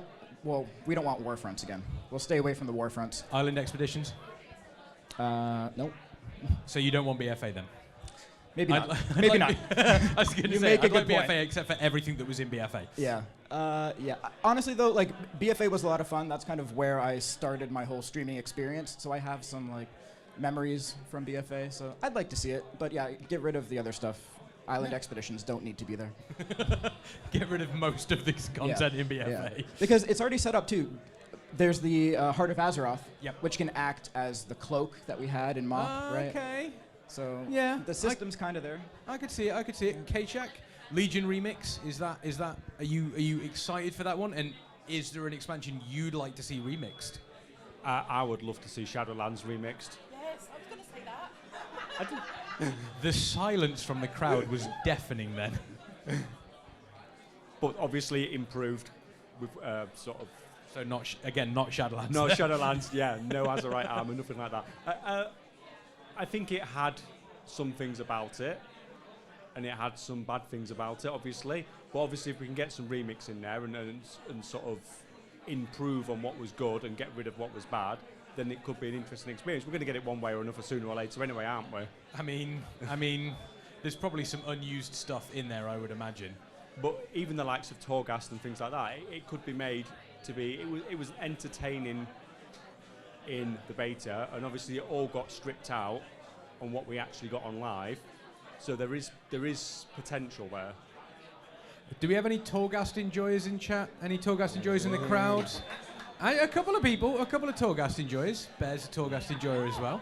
Torghast was great. Torghast was good fun. Yeah, Torghast was great. Legion Remix. Is it a Bear's thumbs up or a Bear's thumbs down? In the middle. Oh, in the middle. So I'm looking forward to it, but I'm not looking forward to deleting all of my characters. Because I Right. will delete any that are 70 and then level them in Remix. Right, okay. Because it's quicker and it'll yeah. be more fun. But I've committed to those characters, so I'm going to hate deleting them all. Okay. That but makes yeah, that makes I'm looking sense. forward to collecting like all the stuff that I kind of missed. All And the like new any stuff? mounts or whatever, pets The and return stuff. of class order halls, which I think we can all agree Yeah. class order halls should have become evergreen content, and we should have had Yes. those constantly throughout WoW. Yeah. Is there an expansion you would like to see remixed yourself? I'm copying K-Chak and I'm saying Shadowlands. That was my favourite expansion. Oh wow! Yeah, I know. It's like Okay. not a popular opinion, but it was like a collector's dream. Like there Yeah. was so much to collect. I love the Night Fae and just the whole vibe of it. I literally squealed when I saw Ardenweald. It was just so pretty. It is one of the Yeah. most beautiful zones in WoW, to but be fair. also Warlords of Draenor. I'm sad they've missed it. I'm really sad because that was my starting like proper expansion. That was so. My answer is always whenever anyone asks me about remix, it's always Warlords of Draenor. But if you're going to remix, you put back in the Ogre continent. We get Farallon, and we finally get that Shatarath raid that you keep promising. You promised, and we never got it. So Warlords of Draenor. I hope they remix. go back Yeah, I hope because they've skipped it. I mean, there's probably reasons for why they skipped it because, True. again, we heard the amount of fun people had with garrisons. Yeah. So we will see. So just before we go, final question for all three of you. Again, we'll come down the list here. Starting with yourself, Bez. If there's any advice that you could give anybody out there that is looking at potentially streaming, looking at starting to stream, Yep. what will your words of advice be? I would say just be yourself. Don't try and be somewhat like another streamer because everybody's different. Like Jedith said earlier, we've all got our own quirks. So just own it, just be who you are, and just press the go live button. The worst that will happen is you'll get someone saying, would you like to buy followers? And you just like get rid of them. But other than that, it's just do it. I wish I did it years ago. And yeah, I just really wish I did. Okay. K-Chuck, any advice? So, just building on what Bear said, press the record button, press the play button, enjoy what you're doing, and every time you make a video, do a stream, try and improve, because that's the only way you will succeed, is by trying. You cannot succeed if you don't press go live, if you don't start recording videos.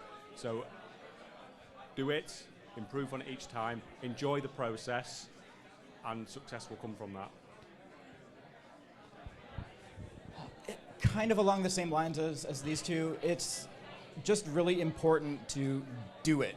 You know, like don't wait for the perfect situation. Yeah, just do it. Don't wait for the perfect situation. Don't wait till you have the perfect setup. You'll never feel like it's perfect. You'll never feel like this is the best time to start. You'll always think there's something else that you should be improving before you start. So don't get caught in that. Just press go live. You know, like Bear said, you're gonna probably get some chat bots in there, and they might offer you followers. Don't buy them. Do not buy followers. It doesn't work. But yeah, just hit go live. Just do it. Yeah, and again, I can only echo that if you are looking at starting. Folks here that are, here at LFG, folks that are watching on the LFG Twitch channel as well, just be you. Always be you, whether you are streaming or whether it is real life. Always be you, because you are enough. You're always enough, no matter what you are doing. And I think we can all echo that one. But let's give a huge round of applause to Jedith, K-Chak, and Bez Adventures for joining us here today. Thank you so much. Thanks. Thank you. It's been an absolute pleasure. Chat, make sure you're sticking around, and make sure you're sticking around here as well, because in a couple of minutes we're going to be having a quick fire quiz for some Raider IO merch. You do not want to miss that here. They can head off that way. But yes, stick around, chat. We will be right back. Oh, we're back. Hello, me again. Sean, I'm here for a different reason this time. It's to make this mic screech. I've done that now. Excellent. I'm going to do a giveaway. Do you guys like stuff? Nobody likes stuff? That's weird. This is from Raider IO. Raider IO is a proud sponsor of the LFG London event. And they said, hey, we should send over a bunch of free stuff for people who also like London and Raider IO. So that's all of you. Oh, it's my phone. Oh. All right.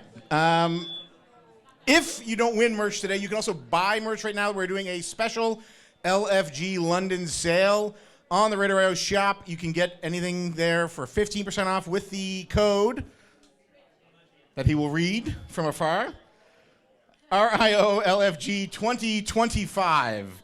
Okay, so I'm going to ask some questions. These are questions that you can find the answers to on Radar.io or data and information you can get from the site. If you hear a question you know the answer to, shout it out, and then you will get a prize. The first question is for a Flex Fit hat with a black Radar.io logo. And the question is, which dungeon was banned the most during the War Within Season 1 of the MDI? It is not Stone Vault. Good guess, though. It does start with an S. It is Siege of Morales. Shoxy, congratulations, you win a hat. Please come get your prize. It's also okay to have Radar.io open while you answer these very easy questions. Question number 2. What was the most popular group composition? Oh, this is for a black and gold snapback hat. What was the most popular group composition played during the War Within Season 1 Arena World Championship? Oh, it is not RMP. Good guess. It is, I don't know what that means. It is not jungle. Good guess. Is that like a feral druid and a... Oh, it is feral priest. No, and what's the healer? Holy Paladin, did you say? He said Holy Paladin. Congratulations. I believe it. All right, so the next, for questions 3 to 9, the prize will be a t-shirt from the array. You'll have to come up and pick the one you want. There's different designs, different sizes. I'm not in the fashion police, so I'm not going to try to guess what sizes people need. This next question, easy one. What is the name of the Radar.io feature that allows you to grab a route from any live tracked dungeon? It is not Maps. That's a great name, though. It should have been Maps. It is not the Weekly Route, but the Weekly Route is a great series you should definitely check out if you're trying to time your keys. Shoxy. It is not Method Dungeon Tools or Mythic Dungeon Tools. No. It is Auto Route Creator, the ARC. Congratulations. Okay. Question 4. Now, we're in London, so if we don't get this one right away, I'm going to be really upset with a lot of you. Which, you got it. It's Big Ben. Which guild achieved world first in Crucible of Storms? Who said Pieces? Jelky said Pieces. Congratulations, Jelky. Pick a t-shirt, my friend. Technically, to be accurate, it's SK Pieces, but you know. All right, here's the next one. This is my favorite question of the bunch. I did not write it, but I do endorse it. Name 2 bosses that you fought in both a Mythic Plus dungeon and a raid in the same expansion. I heard Helia and I heard Xavius, which is right, but there's 2 different people who said them. Beardo got it by saying them both. Whoever you just stole that from is going to be very unhappy with you. We had Helia in the Maul of Souls and Trial of Valor. We had Xavius in Darkheart Thicket and Emerald Nightmare. We had Odin in the Halls of Valor and Trial of Valor. And I can't believe we didn't get this one, Rashanon in the Dawnbreaker and Nurabar Palace. Kael'thas was in Magister's Terrace, which was never a Mythic Plus dungeon. That wrong answer is merely a setback. Question number 6. I workshopped that reply, so that wasn't off the cuff. What was the most and least popular specs during Season 1 of Mythic Plus in Shadowlands? Most popular and least popular. I'll give you a hint. They're from the same class. It is not Avengers, Demon Hunter, Howard, Demon Hunter, Thor. Thank you for playing.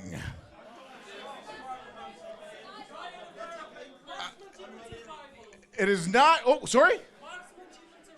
Marksman, Hunter, and Survival. You got it. Come on up and get a t-shirt.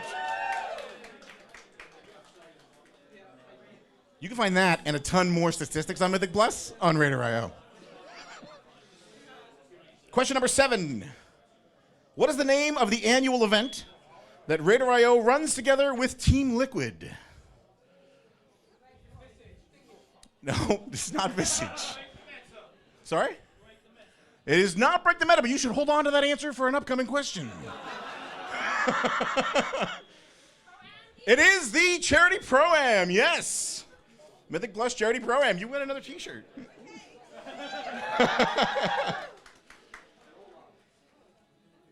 They have actually raised $161,247 US for the Mythic Plus Charity Pro-Am.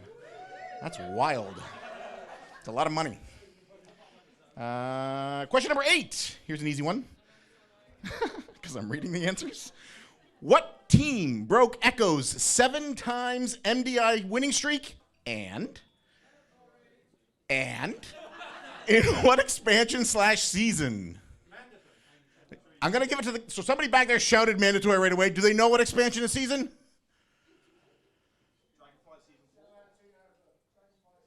Dragonflight Season 3, yes. I can't tell who... Is that Dax? Dax, come pick a t-shirt. Good luck. For those of you watching at home, Dax is huge. He's like 8 foot tall. Good luck. All right, question number 9. We love Dax here. We're big fans of Dax. Also, in case you're not aware, Radar.io is the home of all Warcraft esports. You can find any of our live track coverage on the site, like the Group B Day 2 that is happening today of the MDI. Question number 9.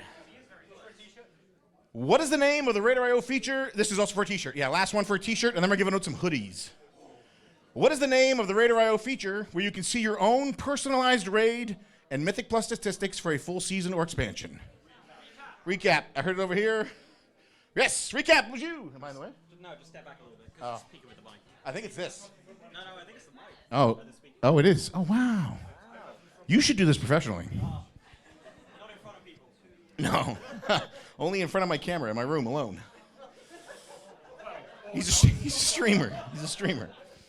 Mythic Recap's been around since 2017, and we love them. I can't wait for this year's. They're great fun. All right, question number 10. These next 2 questions are for hoodies. We have 2 hoodies. Question number 10. What event does Radar.io host once per season? And name one of the 2 special editions that took place during Dragonflight. I'm going to give him first shot because he did say break the meta first. Do you know what special ones we did in Dragonflight? For the class that needs the most special attention? Meta versus meta. Yes, we did meta versus meta, which was only Demon Hunters. And we did Season 4, Dragonflight Season 4, where there was no restrictions. Jelky, congratulations. You get a hoodie. It was so close. I wanted to give it to you so bad. You could fight him in the parking lot for it. Don't fight anybody. Yeah. All right, last question. Question 11 for a hoodie. What was the name of the team during the Battle for Azeroth MDI that became famous for being the first team to do the Razan snap? I'll give you a hint. Our GM was on the team. It is no, Radar.io's general manager, not the guild's general manager. It is 2 words. The second word is a breakfast food made by heating up bread, and the first word means mad. Angry Toast! We got it. There we go. That's it. That's all we have. Thank you so much.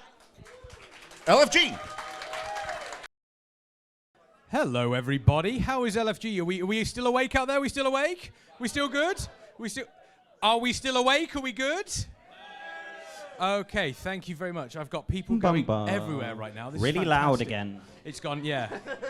There's a common denominator there. But yes, welcome everybody to the very first LFG Trial of Style. Who's ready to see some transmogs? We've got our 5 contestants working very, very hard, but of course we do need judges as well. Sat down already. I guess I'll be over here. You are never going to guess who one of the judges is. Never, ever going to guess who one of the judges is. Please welcome Mr. GM, Shoxy Cutie, and Vive. Spoilers, it's me. Spoilers, it's him. It's him. It is him. Where do you guys want to sit? So, our contestants have been working very, very hard. Now, these are going to be scored out of 10 by our judges here. And on top of that, we have 3 we're really not distinct... in the shot. No, don't worry, don't worry. We're not in the shot. We've got a shot sorted, don't worry. Okay.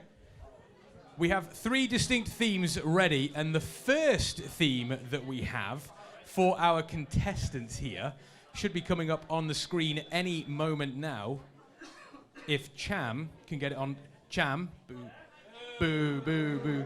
Ooh, we all hate Cham. Oh, there we go. They've got dressed in the dark. So this is a complete and utter mismatch. They've got dressed in the dark. These are going to be marked out of 10. So judges, keep your eyes out on these transmogs here. And you're going to be marking these ones out of 10. We do have an official scorer as well. Should probably resize the text. Yeah, probably. I'm sure Cham will get it sorted. Put it at the top. Okay, so here we go. Let's see if we can get rid of the dressed in the... Sean, are you okay? Okay, so there we go. Now, we do have this one here. We have a gnome. Seems as though we have a Murloc ring as well. Any Murloc fans in chat? Any McGurgle gurgles? Any McGurgle gurgles? Okay, Viv, we'll start with you.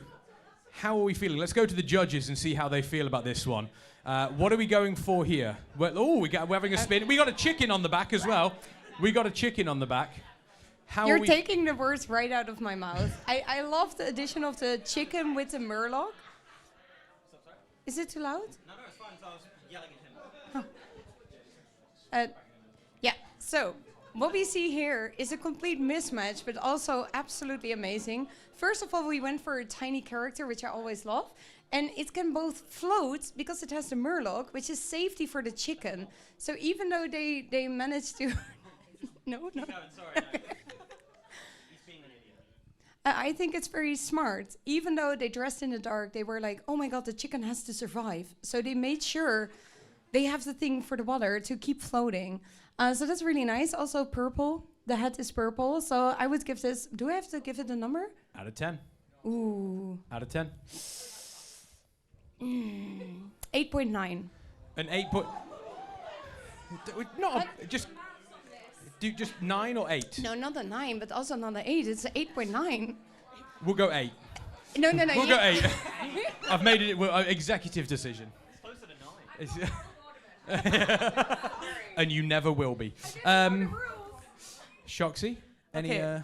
Well, what I really like is even though they're in the dark, they decided they need their party hat, because you always need to be ready for a party. They had that right at the bedside table, ready to go, straight for the party. And as you said, a little bit of floating with the Murloc, and the chicken, just who doesn't want a chicken for a party? So yeah, dress in the dark. But it's a bit too coordinated with the colours for dress in the dark. Ooh. Yeah, Ooh. I'll give it a 7. A 7? Yeah. A 7. Dan, I know you're the toughest judge of all. Am I? We just started.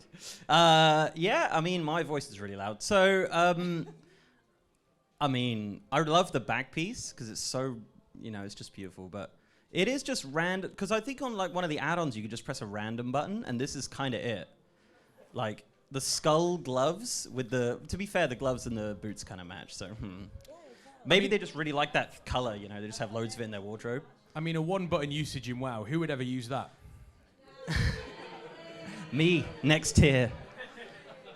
Yeah, I think it's great. The problem with voting is because I'll be like, oh yeah, it's a 7, but then the next one I'll be like, this is tough, Okay. But what is... All right, fine. It's probably like 6? 6. Okay. Let's move on to our next contestant who got dressed in the... Oh my lord. Did you just wave, seriously? That's impressive. That's impressive. Okay, Dan, we'll start with you. Okay. This is, again, dressed in the dark. This is phenomenal.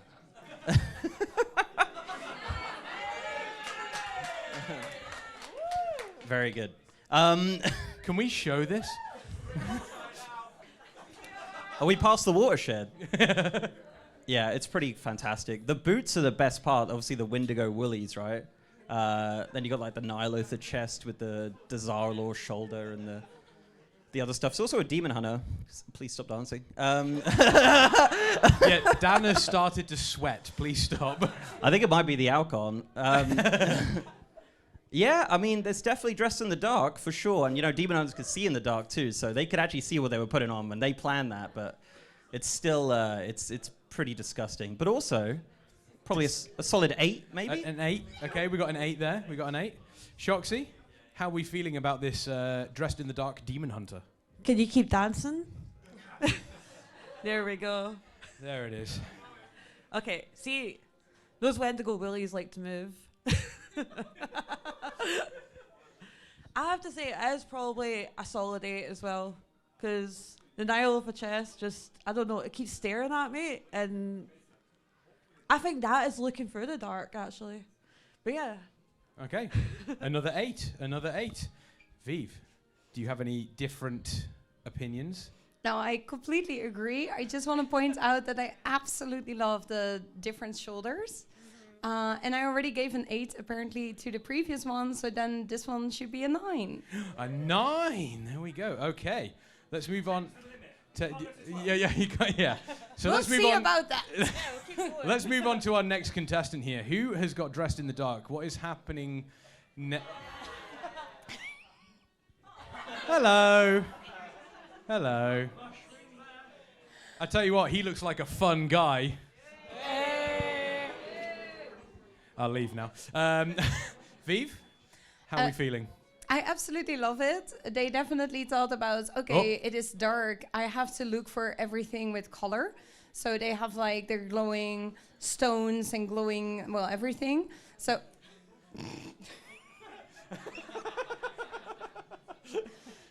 So I think they did very, very well.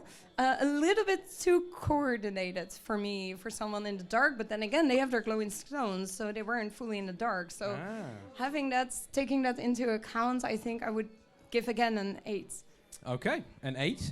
Shoxy, how are we feeling about this glowing spore? I like it too much that I need to rate it lower. I feel like because it's dressed in the dark, it looks too good for me. Oh, yeah, I see what you're saying. Yeah, exactly. Because as you're saying, the glowing stones do help, but then is that cheating? Yeah, that could be cheating if you've got glowing stones. What do we think? Is it cheating if you're glowing? If you're dressed in the dark, is that cheating? If you can see in the dark. It's not in the No? Yeah. Ah, there we go. Yeah. I have to give it a 6, I think. I like it too much. Ooh. I think it's because I use the mushroom hat in game, so I'm biased. There we I go. like the mushroom hat too much. It's just, nah. There we go. Not leaving mushroom on the scorecard. Dan? Yeah, I mean, it's pretty gross. The chest is like it's like Spider-Man with the Punisher. Yeah. I mean, with the glowing, does it glow in the drawer, like when you get it out? I don't know. Sorry? Like, is it always glowing, or do you have to turn it on? I don't think it has batteries, mate. I think you're fine. I feel like I'm overthinking it. Yeah, a little bit. Can we get a spin? Can we see the back? Can we have a spin? Can we request a spin? Oh, that is a shuffle and a half. Okay. There we go. Look at that. It's like slightly mismatched. The weapon is very shiny. Trading post. Yeah, I mean, it's pretty good, to be honest. But it's like too nice, I think. Like, it's not that dressed in the dark. It is a little bit coordinated, so it's gonna be like a 4. Ooh. Oh my. Oh my. Okay, let's move on to our next contestant here. Let's see how they got dressed in the dark.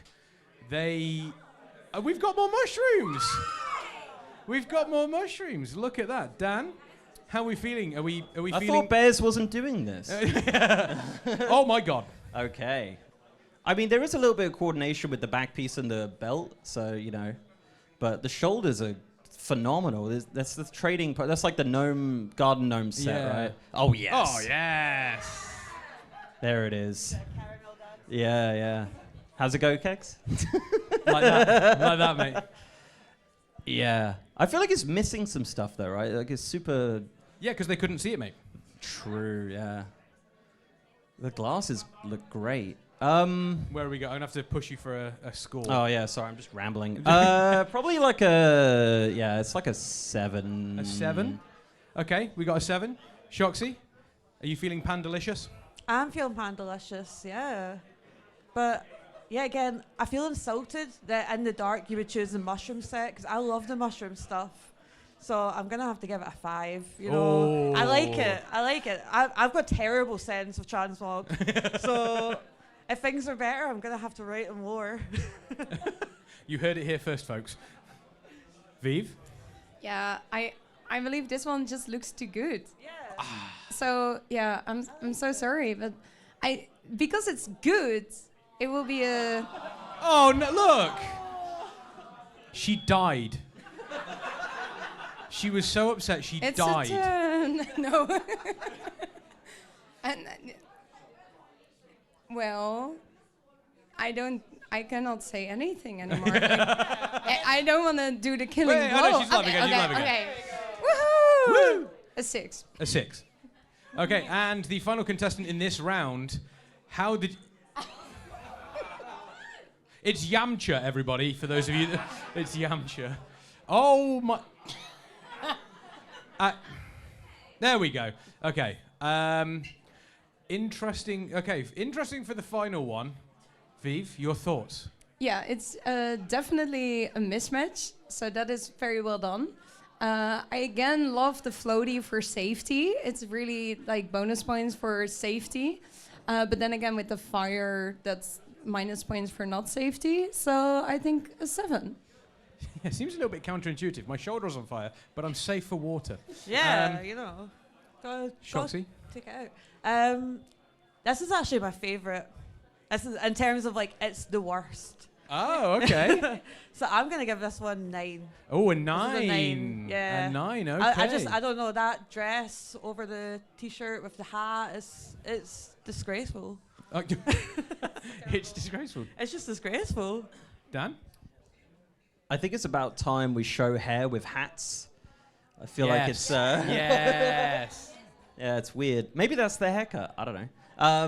Yeah, I mean, it's pretty gross. Also using the same belt as Cat used, which is interesting. The rubber belt. ring. Yeah, there it Good is. belt. But yeah, it's great. I love the shield. It's so low res, which is just... which is fantastic. Just a bunch of Is that the sticks. blood sail hat as well? That's the Yeah. that's commitment. I respect the commitment. I'm going to give it an 8.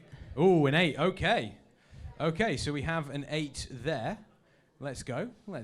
Interesting. Okay, so now we're going to move on to our next round. We're going to get the contestants to get themselves... It is Temu Superheroes. Who here is familiar with Temu? Anyone familiar? Anyone unfamiliar with Temu? Anyone unfamiliar with Temu?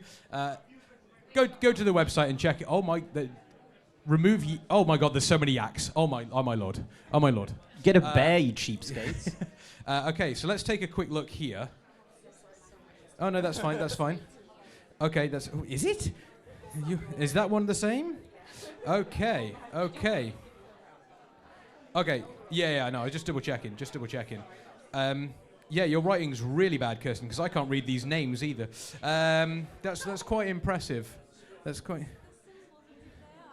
What? Oh, the WoW symbols of who they are. That doesn't help me with names, though. That's okay. Okay, so Callaway's is currently in the lead on 25. Bloodlight is in second place with 24. Name Thistle, third place at 22. And we have a tie in fourth place. We have Renzi and Maginti on 18.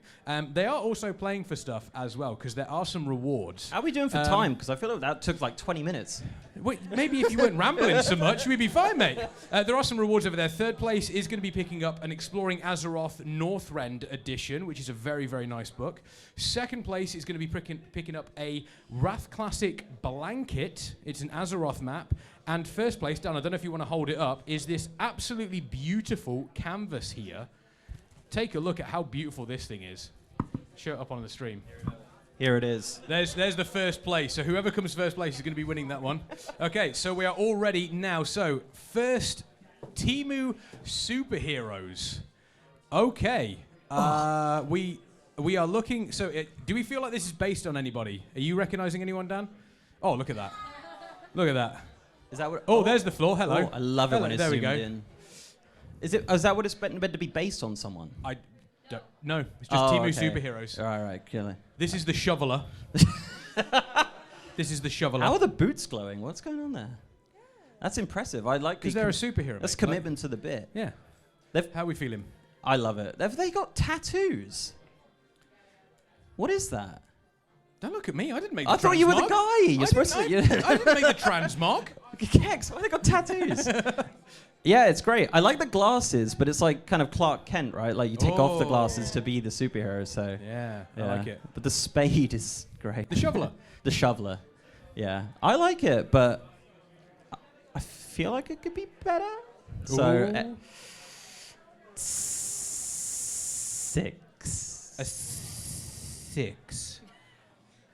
Shoxy? I like the shoveler. I like how they've used their powers to get the ground for the petals coming out of their shoes. That is good shovel work. Yeah, exactly. I never thought I'd say that, but here we are. Good shovel work. I'm going to give them, yeah, like you said, I feel like there's going to be better ones, so I don't want to rate it too high. I don't know, but it's probably about a 7. A solid 7. Sorry, what was that? A 7. A 7. A 7. Okay, Vive, the shoveler. I love the purple cape and the shovel, a 7. A 7. There we go. A couple of yeah. Meanwhile, Dan's like, oh my god, they've got tattoos, and they're also why are their feet? Okay, Temu superheroes here. We have. I'm trying to think of a name. We have the Leafer. That's what I'm going to go with. The Leafer. We might want to move the camera up a little bit because there we go. There we are. Oh, they're shy. So yeah, what are we thinking? How are we feeling about this? I love everything about it, but the sparkly butterflies and the glowing shoulders with the belt and the wings and everything. They are, with the green tattoos, they are giving life to the world. I give them a 9. Ooh, a 9. So first we have the shoveler, now we have the leafer. I feel like there's a bit of like a garden theme going on here. This is the Garden Vengers. Ah, okay, I get it. They're saving the plants. I've said that now. I don't know what the rest of them look like, so I could look like a The rest are fool. going to be completely different. Yeah. I don't know. I like it, but I don't know. It's like a kind of like a plant version of Black Widow in a way. Those trousers, you know. Plant Widow. Plant Widow, yeah. But I liked the first one better. I like the shoveler. I'm a fan of the shoveler. I'm gonna give this one a 6. A 6. Okay. The shoulders and stuff, you know, you just have to go on Twitter and complain about them and say how much you want axes and blood and war. Yeah, exactly. Yeah. People really hated that thing on the trading post. Yeah. I think it's great, of course, because I'm such a Blizzard apologist. Question. Just a quick question. What's up? What's causing that loincloth to move like that? It's breezy. Why is it dancing from side to side? What is it doing? It's windy in Anchorage. It is. Yeah, I mean it's pretty great. Like the commitment with the wings. Can we get the weapons out as well? Because they're obviously just part. Get of your it. weapons out. Get the weps, or just jump. No, that's jumping. There we go. and- Oh. Hey, look at that. They're like pearlescent. I think it's pretty cool. Don't really like the legs though. I think it kind of ruins it. But anyway, it's a it's a 7. It's a 7. It's a 7. Okay. Who is our next Temu superhero? Please guide us over. Oh, wow. Yes. We have the Hawk. Oh, look at that. We have the Hawk. It's a 10. It's a 10. Dan's immediately gone to a 10. Don't look so confused. You're not judging. A 10, yeah, 10's a 1 and a 0. I know you're from Manchester, but let's not. That's all I got to say about that. It's great. I don't know. Oh, okay, the jet. I was like, maybe a 9, but I've seen the jetpack on the back. It's 10, yeah. It's a 10. We got another 10. We got another 10. Are we going to see a clean sweep here? No, because I'm going to be terrible. I wanted to say a 10, but then I saw the jetpack, but he looks like he could fly without, so it's a 9. Oh, okay, that's a fair comment. We got a 9. We have a 9. Okay, our final Temu superhero. No? Oh, there's another one. We got one more after this. The dragon. I The love dragon. the color combination. Nunchucks. It's a 10. Okay, it's a 10. We got another 10. I missed the shoveler, but it's a 10. You missed the shovel, but it's a 10. We've got 2 10s on the board. Can we turn around so it looks like a tubby Goku? Oh, and it's got fireworks on the back as well. Yeah, that's great. I'd say a 9 just because Yeah. It's okay. It's a 10. Yeah, it's pretty. Okay, we've got a clean sweep 10. Clean sweep. Oh, Is it going to turn around? hang on. Who is this? Oh my Say God. his name. Who is this mysterious? And he appears. Believe in Joe Hendry. Thank you. Okay, so we have our final. We have our final Temu superhero here. A top hat.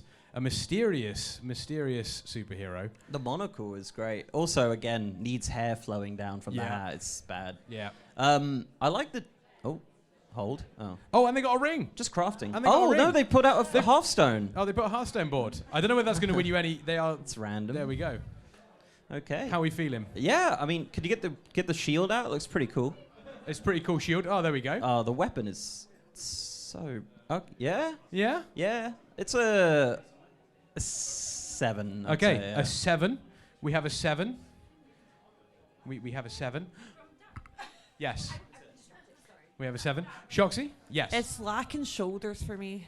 Oh, I lacking don't know. Yeah, like, shoulders. those are some naked-looking shoulders, and Yeah. I need some bulk, you know. Don't we all?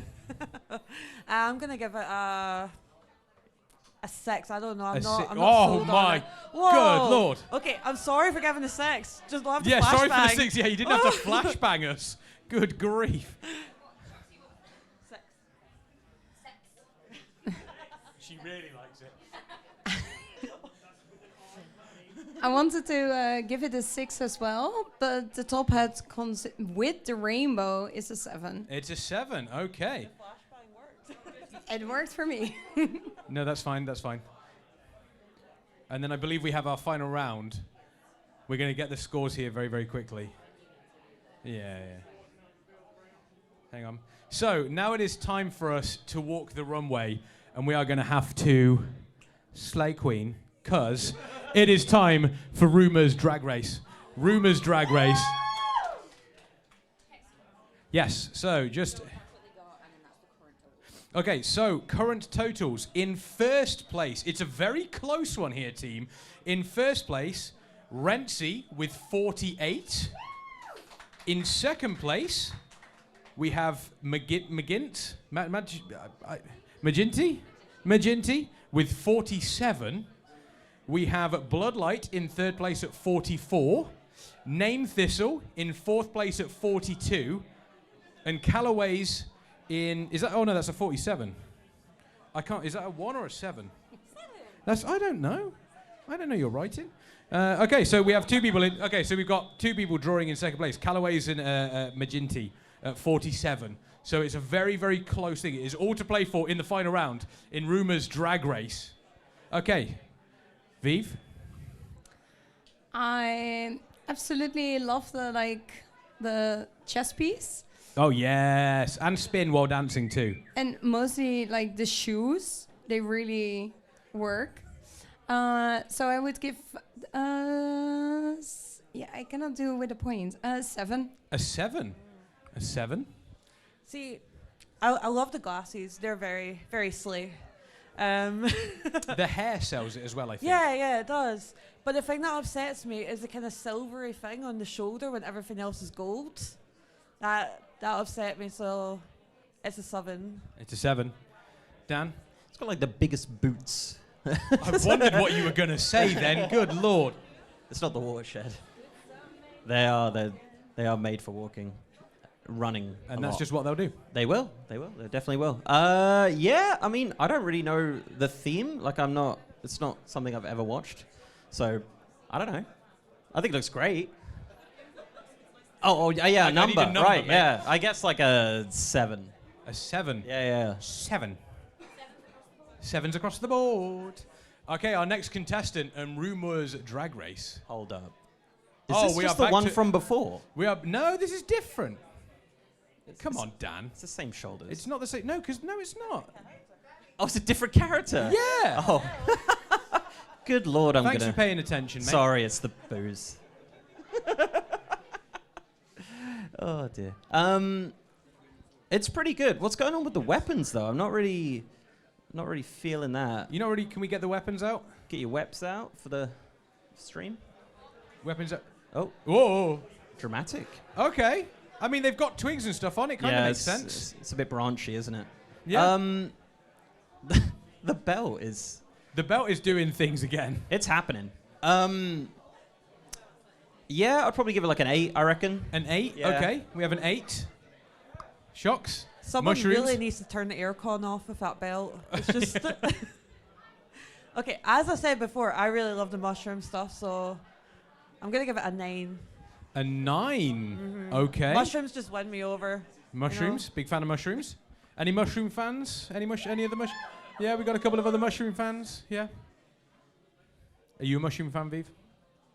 No, not a mushroom fan. I am a fan of them on the side. Yeah. Just not in your pasta or... Well, actually, maybe I am. Yeah, I'm from the Netherlands, so when people say mushroom, I think about something else.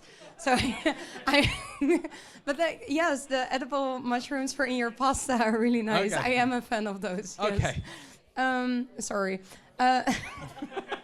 Should be. It's.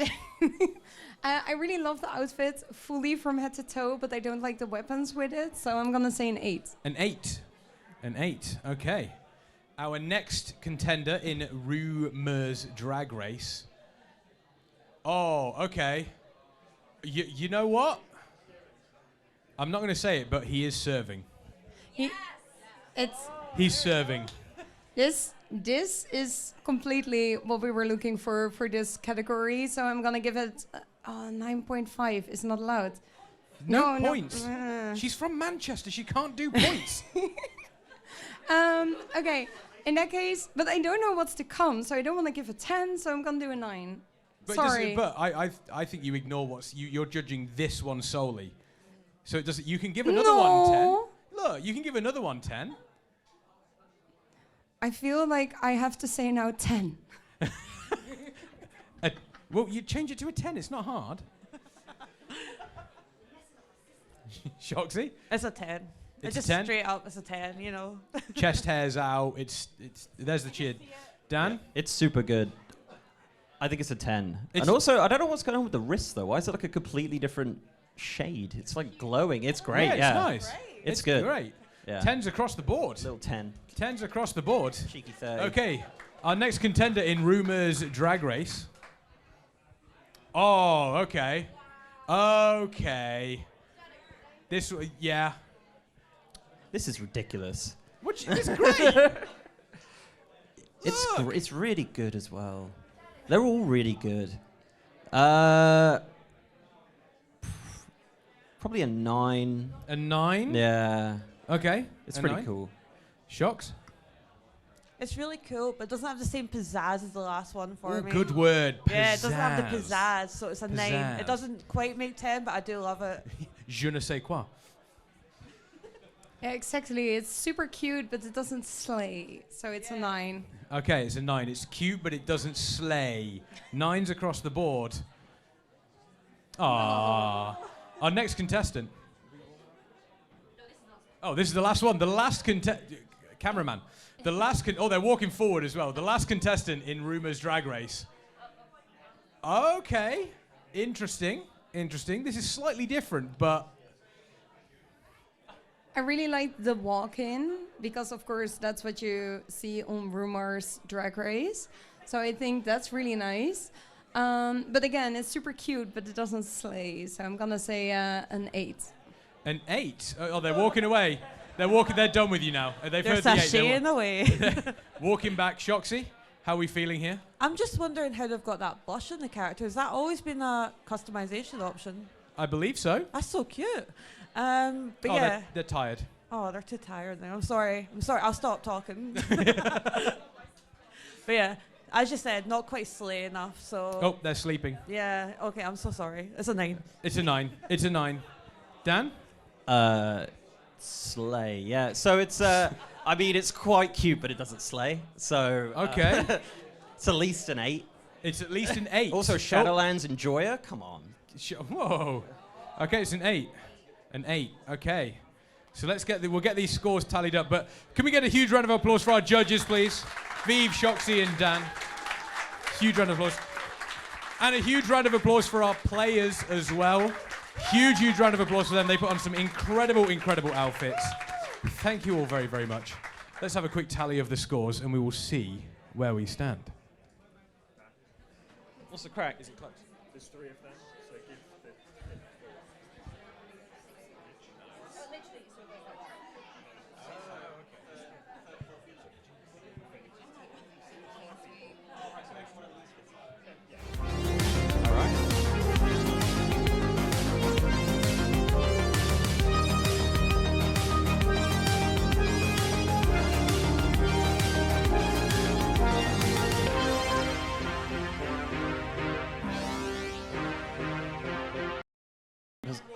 Yeah, so it's we pivoted. So, Okay, we pivoted. Okay, cool.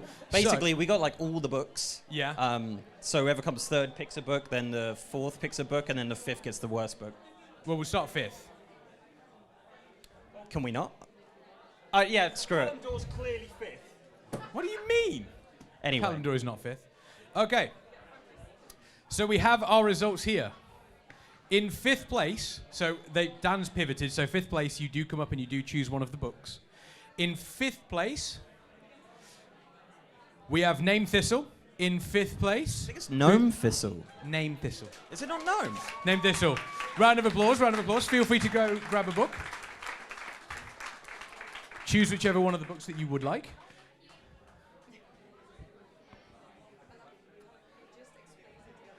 Look. I just do what I do. Yeah, look. I've taken control, Too mate. late now. We've Look at the lineup as well there. Look at the lineup team. That is a fantastic lineup. We love that. Honestly, I think if whoever the panda character was, if they chose that for the superhero, that might have come in like first. It's very, very good. In 4th place, we have Bloodlight. Bloodlight in 4th place. Come and choose a book.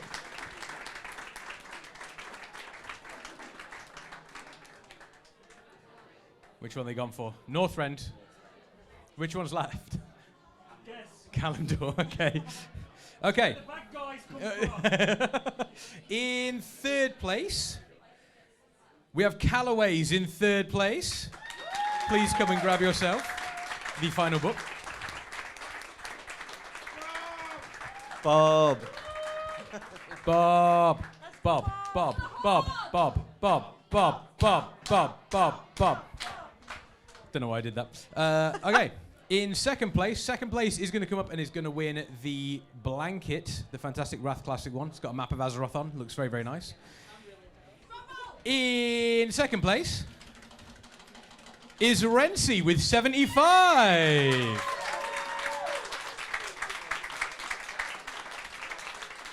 Yeah, over there, yeah. Which means your winner and receiving the fantastic canvas over there is Maginty. Big round of applause for Maginty. Do you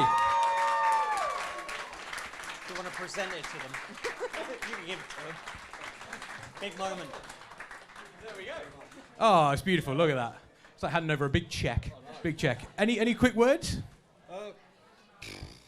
You put me on the spot here. Thank you very much for the opportunity, to be honest. And thank you, well, for putting on everything. No worries, thank you. There we go, team. There we go.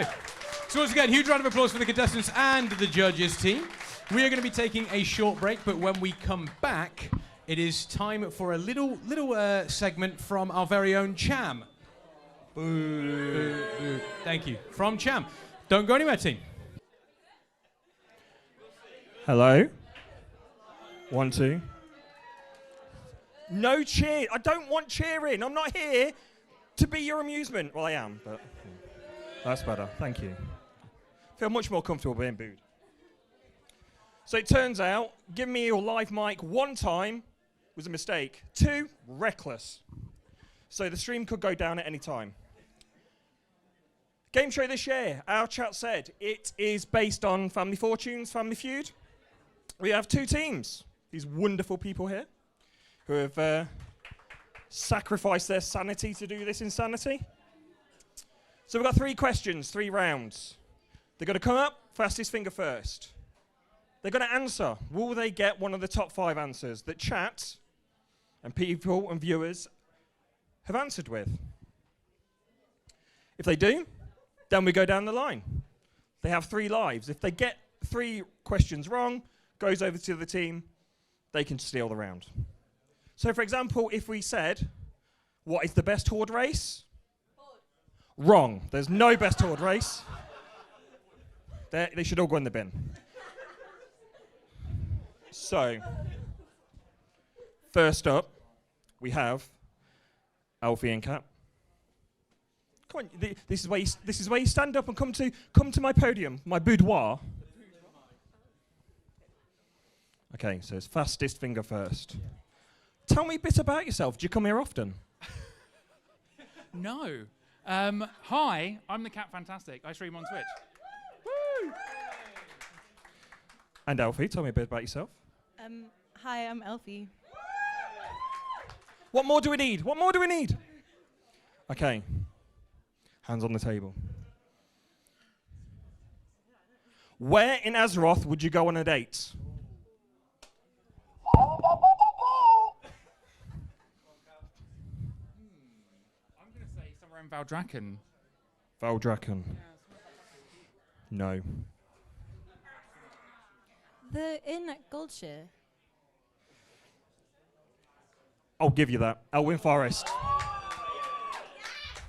Alfie's team's up first. Hello. Alfie's had her go. It's your turn, Darcy. Yeah, it does. You don't have to. You can sit down. Do I need the mic? Oh, I can sit down. You need a mic, yeah. If you don't have a mic, they can't hear you at home. Okay. Hello, everybody. Professional streamer, everyone. Okay. So tell me about yourself. Go on. About yourself. myself? Yeah, go on. I'm Darcy XE. That's me. Well, we'll hide that answer. You didn't see that. I didn't see it. Alfred? I didn't see it. Right. I Okay. didn't see it. Where in Azeroth would you go on a date? The Grizzly Hills. Womp. No. Oh, fridge. Okay. No. Keeping it family friendly. It won't be family friendly for long. But No. Shaxy boy. Hello. Hello. Hello. The man, the myth, the basket. Yes, hello. Okay. Where in Azeroth would you go on a date? Suramar. Suramar.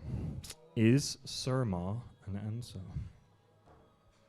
It is! It's top answer!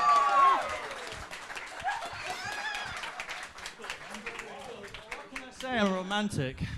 All I'm going to say is there's a lot of depraved elf players. Okay. Elfie. Oh, hi. Back to you again. Hello. Hi. Hi. It's like we've just chatted. Oh, yeah. Oh, that's great. Where in Azeroth would you go on a date?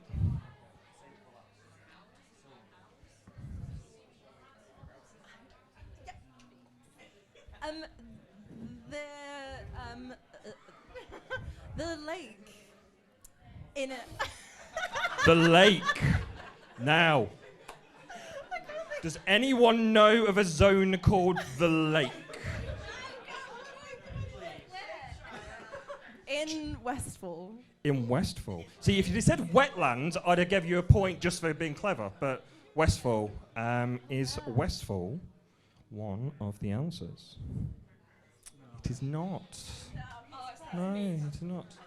No pressure, but you're on to your last life.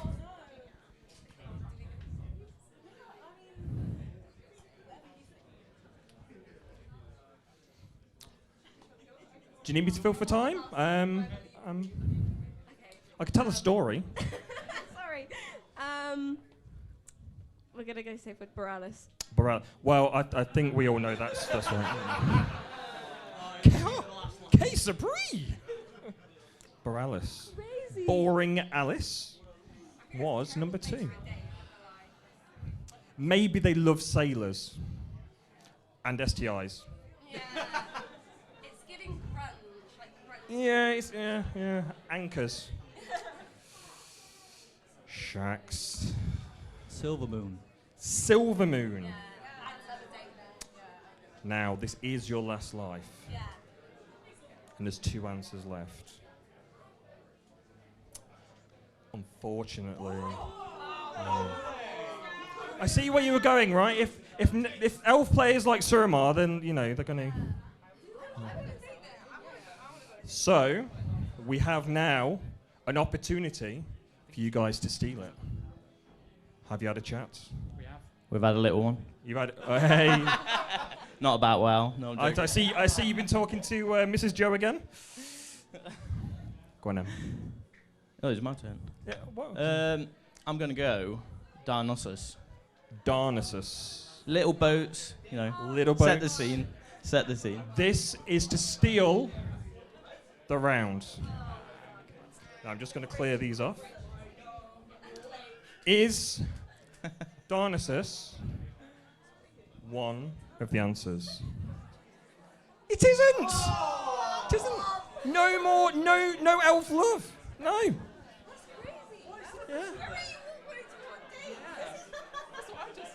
So.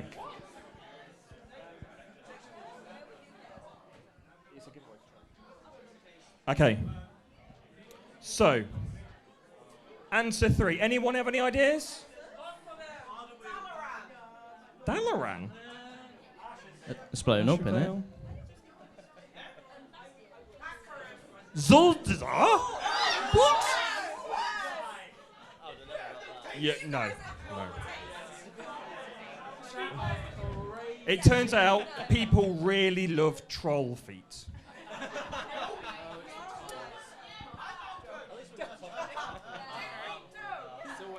Tiffy toes. And answer 4 was the Dark Moon Fair. And thanks to Blizzard, for the Dark Moon Fair, that means on the Twitch chat right now, or if Dan's at the Twitch chat right now to trigger the giveaway, we have a Sky Witch bundle to enter for giveaway. Okay. Answer 1 is done.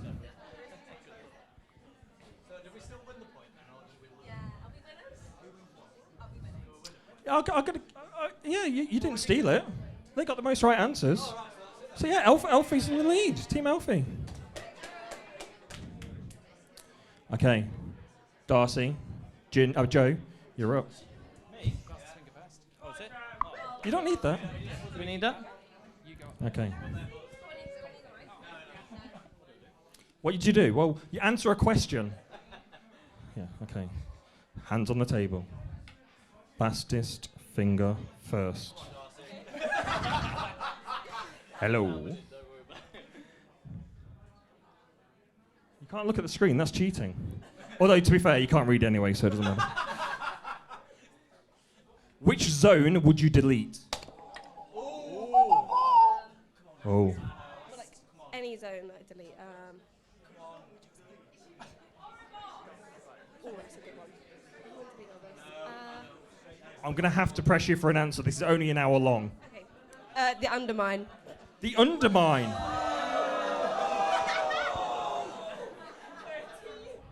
Well, it was nice knowing your streaming career. Someone's just going to get cancelled. No, Undermine was not on the list. Joe, no pressure. Which zone did chat want to delete? What zone? Is that like a map? Is there a map? Yeah, the map is called World of Warcraft. The zone is an area. The Moor. The Moor. See, it's a banging idea. This is an audience participation. Fine. I'll give it to you. Sorry, Darcy. I mean, I don't make up the rules. You live in the Moor, don't you, Shax? You live in the Moor. Live in the Moor. Trapped there for life. Yeah. Or, as it's also known, Derby. So. No. Leicester represent.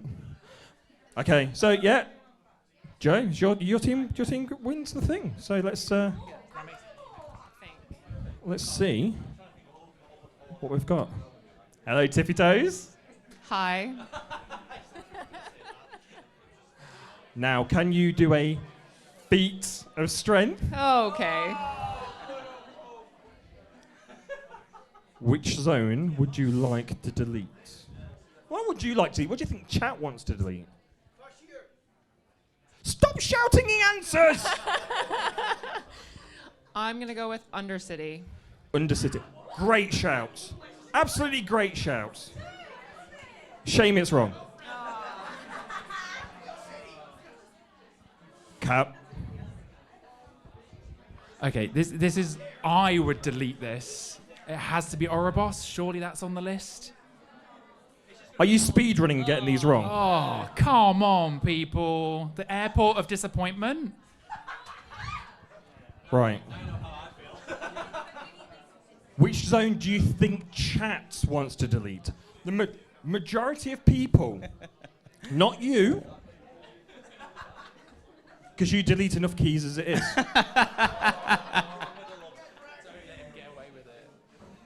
Only people under 3K would say that. Anyway.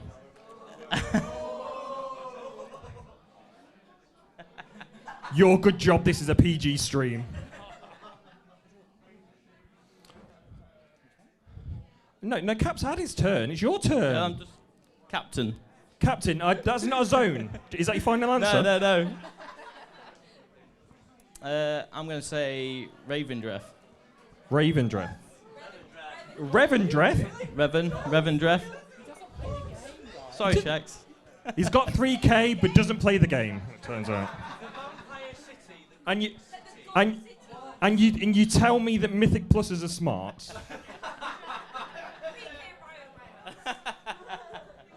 No? Revendreth is not.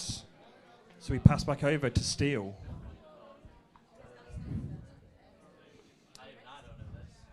What zone would you delete?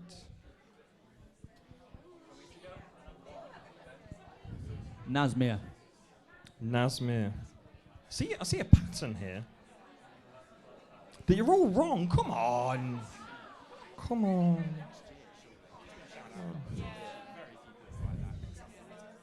Right. Any other answers? Who thinks? Teldrassil? That was already been deleted. Desolus. Desolus was the top answer.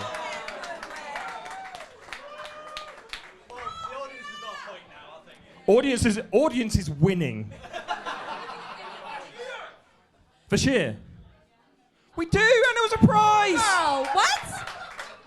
So this, again, thanks to Blizzard, will be for the Witch's Broom and 600 tendies.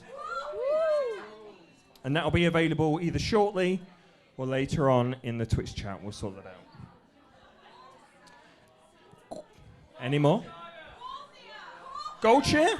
Goldshire? Porphyr is Goldshire is a great. town. But then where are you going to do all your sexy times? Yeah, you wish. Oh, yeah. No, that's a... Elwyn Forest was number Sorry? 3. Who did these answers? I'm biased. I'm not biased. This is not my chat. This is not my I've got a hot mic. So Stormwind? That's not a zone. Are you mad? Ogrimmar? See, I'd delete the Mud Hut. Who wants to go to a city that is just brown? Me. I mean, I suppose it does mean that you could go for a poo in the streets and no one would know, but... Perfect. And they do. Perfect. Okay. Any more?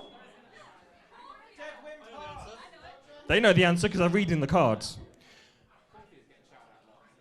Juratar. Boo! Awful. I mean, yeah. We don't claim you. I mean, to be fair, I'd probably just delete that continent. Okay. So, it's 1-1. 1-1. So, Shax and Tiffy Toes, it is time. Just for the, she actually isn't Tiffy Toes. She's actually Abaddon. Hello. There you go. Just to quantify, she just likes toes. Right. No pressure. But you can't do worse than the last round. You got one answer between 6 of you. And the audience provided that answer. Okay. What is your favourite non-ICC raid? That was Shaxx. Shaxx. Reverend Jeffrey's not a raid. Nathria. Now, who thinks that Nathria is one of the best raids? You didn't even play retail. It was top answer. Well done. Alfie's team takes over. What is your favourite non-ICC raid? I'm going to go with Molten Core. Molten Core. Molten Core. It is not the Molten Core. Stop getting answers from the audience! Les Dennis didn't have these issues.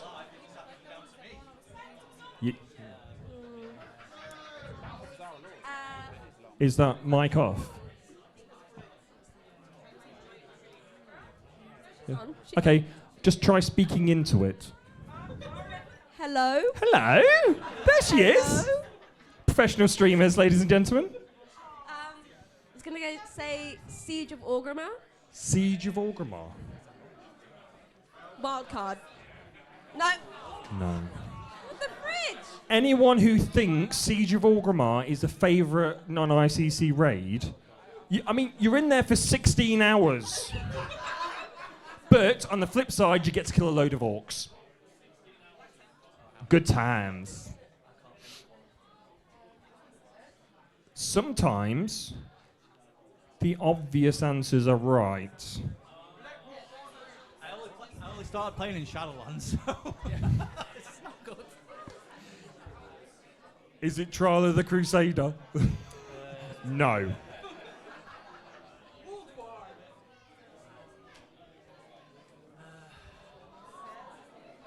Ulduar?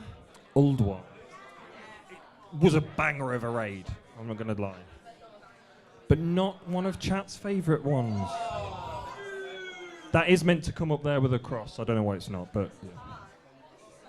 No. Sorry, man. I got the top answer, so I'm quite happy with that. You did. You actually got an answer. I mean... Answer, Amar. Answer. Ooh. Professional quiz contestant here. Thank you.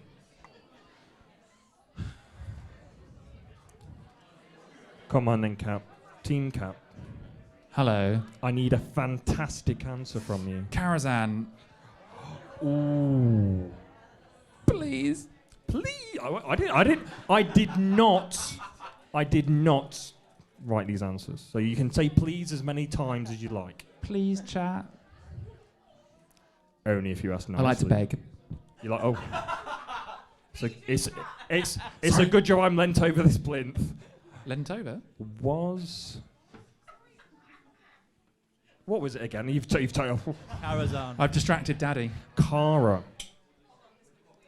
It was not. It was not. But as it's 1-1, it's 1-1 overall because you're useless. We're going to go backwards and forwards until one of you manages to answer the question. Right. So, Team Alfie. What is your favourite non-ICC raid? Can you get one of the answers?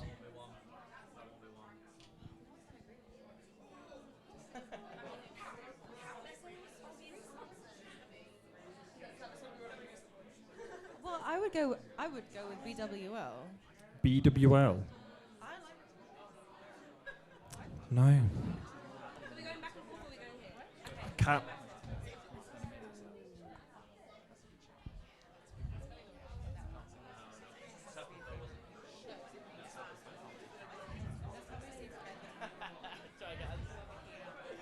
I mean, I'm. What we're going for?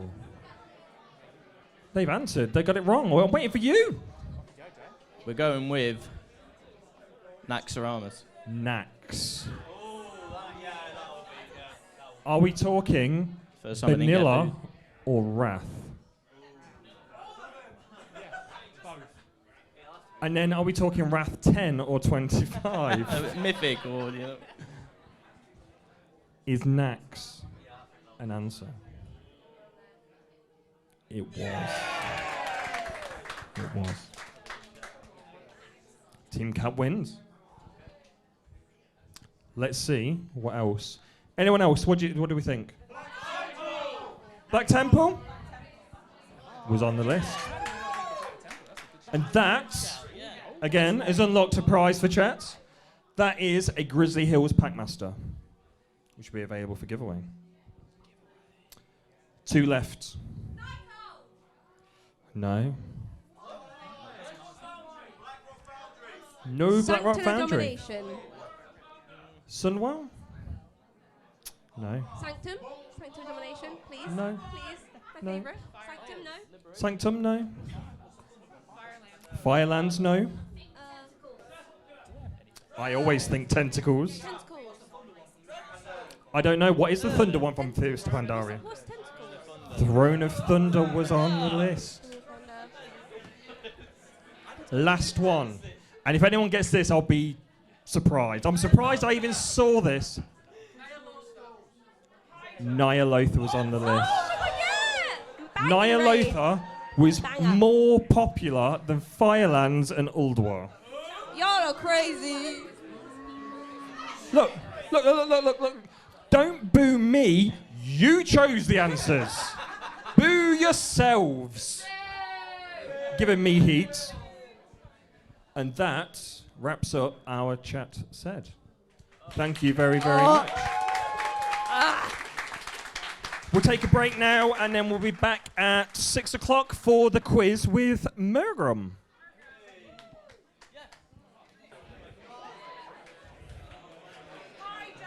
Hi. I thought I got better, but maybe I didn't. I got too many things.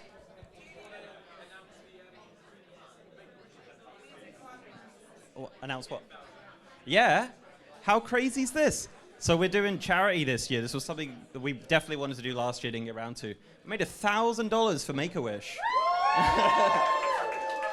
So shout out to chat. The chat, everyone look at the camera and wave. Hi, chat. It's like one arm coming up. Has everyone got a bit of paper and stuff for your quiz? Yeah, let's share the paper. Hold up. Yeah, throw them on there. So basically, what we're going to do with the quiz stuff is you come up and pick, kind of, you have to fight out on what you want. We've got these big old posters, like massive World of Warcraft posters, like Vanilla, Wrath, and TBC, they're all together, which is cool as fuck. Right, everyone ready? It's quiz time. Remember, you have to have a team name as well. Please keep it PG-ish. Although it's not on my channel, so it doesn't matter. All right, you ready? Okay. Question 1. What year was World of Warcraft released in Europe? What year was World of Warcraft released in Europe?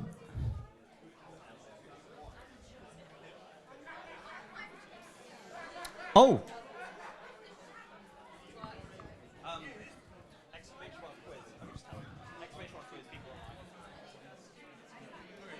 That's a good point. Yeah, I was just thinking. Oh. People in chat as well can join !quiz. We got some digital stuff. Not as good as great posters in this Headless Horseman thing, but certainly very good.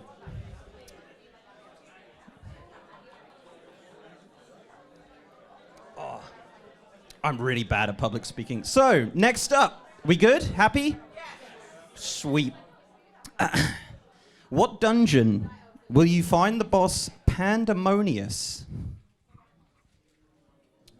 Ooh. Ooh. Ooh.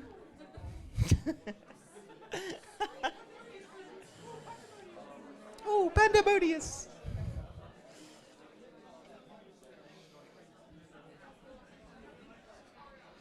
Lots of discussion going on.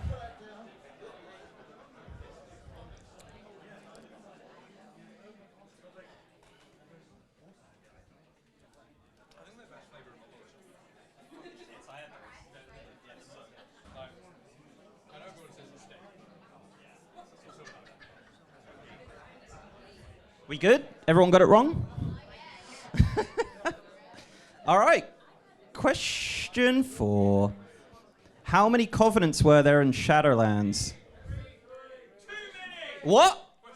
Oh. Question 3. Whoops. So question 3. How many covenants were there in Shadowlands? My brain got confused. Read one thing, said another. Yeah, it's easy.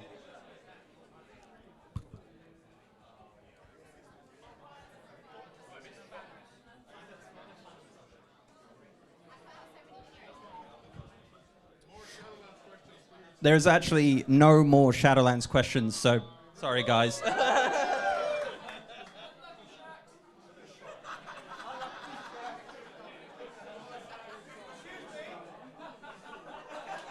Sorry, Shax, you're stuck there forever, mate. Question 4. As of patch 11.1.5, how many new dungeons have been introduced in the War Within? Not like Mythic Plus bullshit.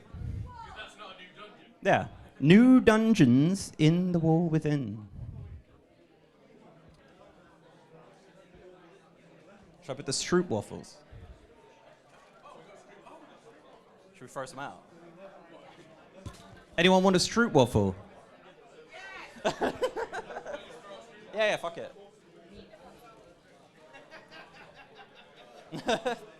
Cheers, Sordian. Any Dutch? Any Dutchies? They're very quiet.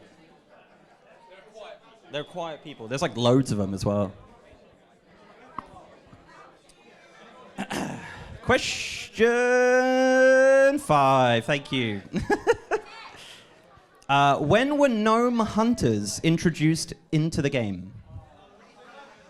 Gnome hunters, when were they added?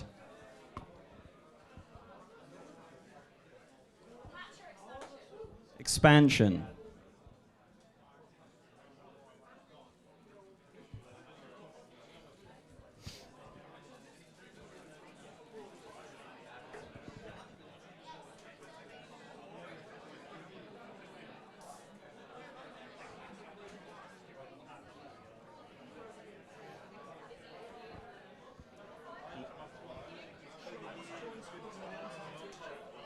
Is he really?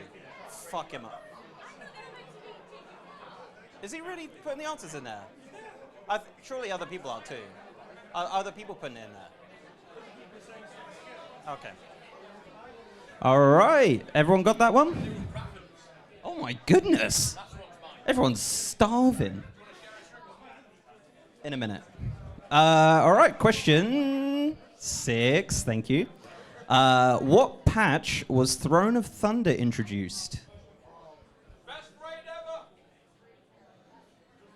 No, Nathria was the best raid ever. That's what Jack said. Look there! I'm wearing bluey socks! Mom!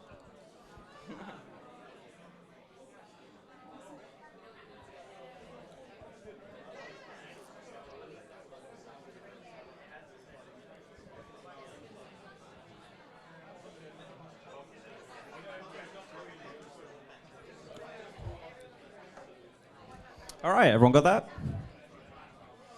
We happy? Moving on to question 7. What's the name of the second boss in Throne of Thunder? It's not Jeff.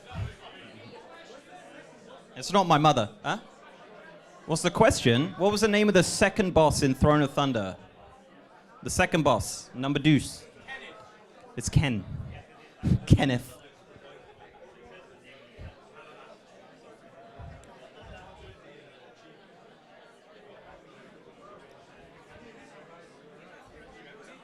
Yeah, fill me up, son. Oh.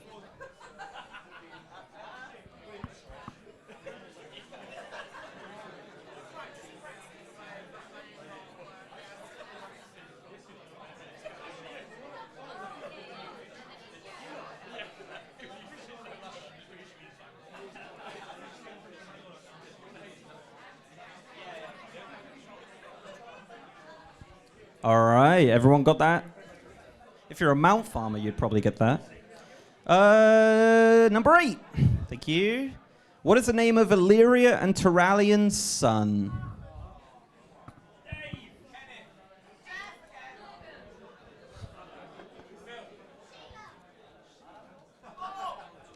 It might be Bob.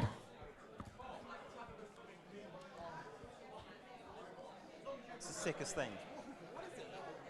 I don't really know. I think it stands up.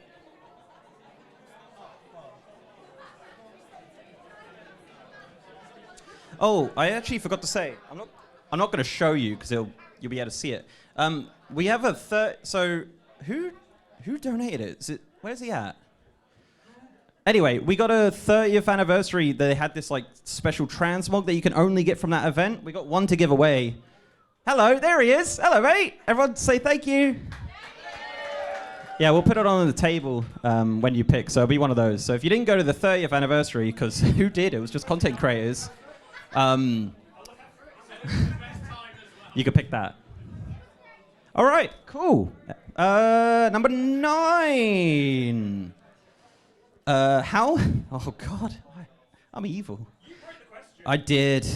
How many months did it take to get the world first kill of Ragnaros in the initial release of Molten Core? In vanilla, wow. Oh, in months. Sorry, yeah, in months. Not days or hours or... Thank you, sir.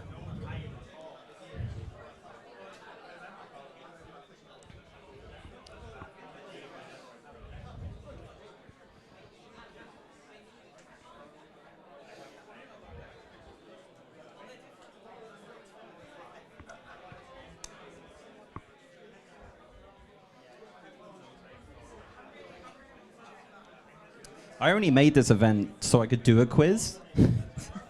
That's all I ever wanted. Don't let your dreams be dreams. There's a bug. All right, we good? Happy? Don't everyone Googled it? Brilliant. Number 10. How many days after the launch of Classic WoW in 2019 was Ragnaros killed?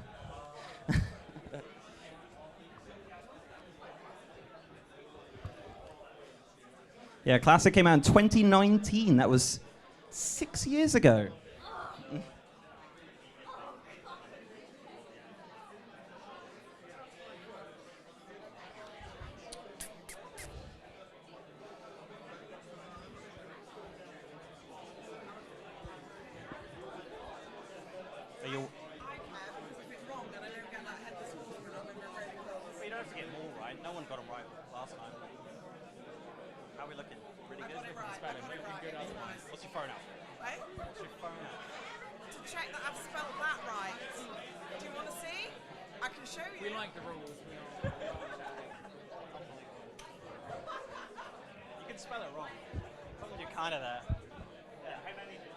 All right, cool.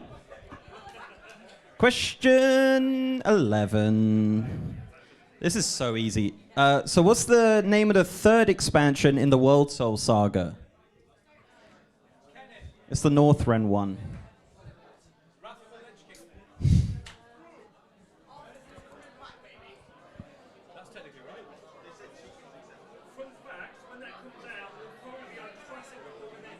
It's true. It's true.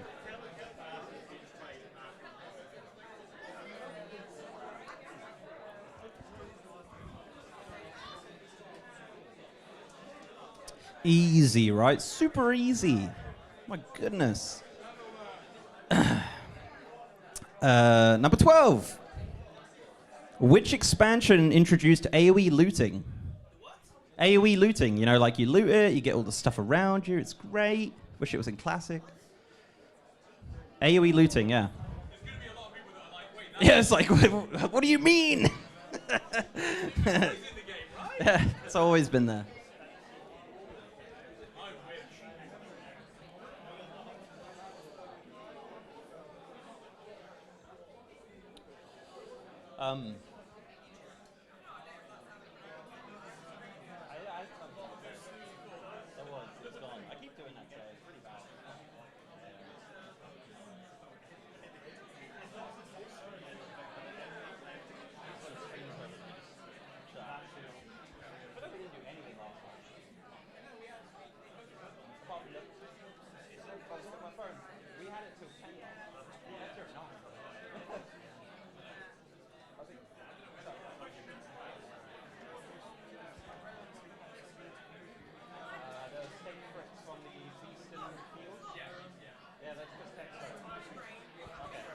All right.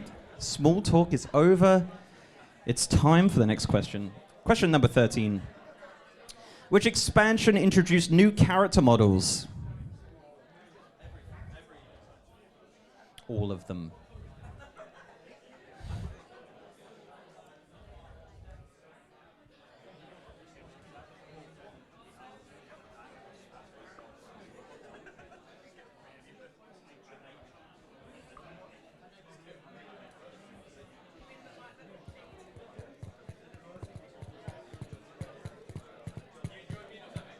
It's actually not too bad.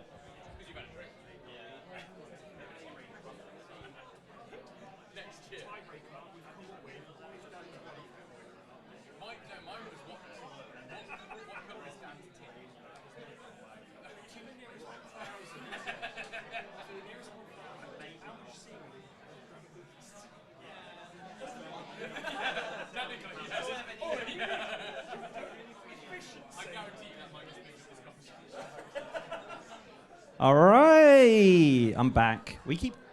Hopefully you guys can't hear what we're saying. So, question 14 is, what expansion was first aid removed as a profession?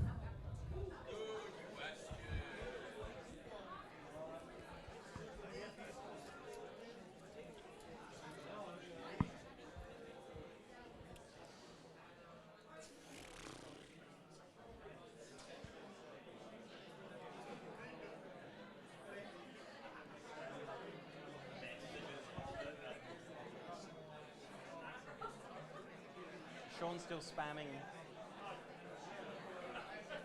Where is he? Oh, is he with me? Huh? He's a handsome guy.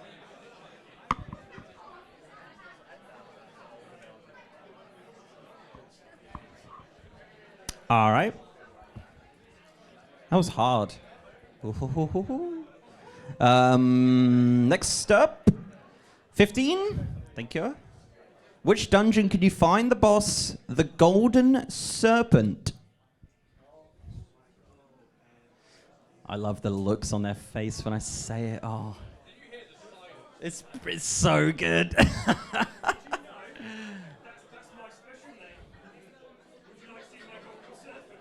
think it's time for bed.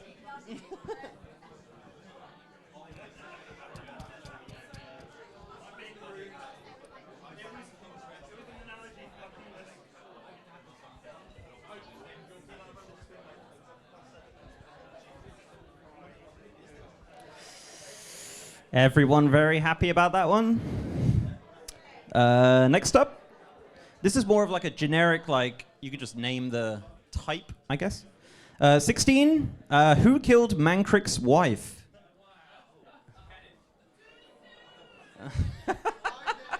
For the people in chat, someone just shouted, too soon. She dead. Oh, she's at Maldraxxus. She's hanging out. Where? Dead.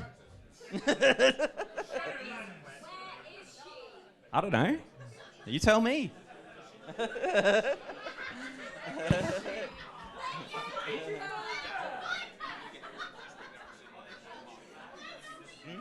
you just going to get everyone to...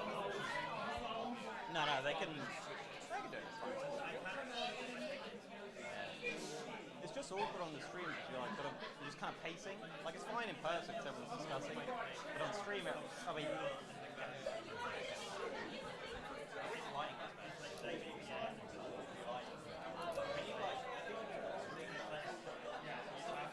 Maybe just something not as bright at the back.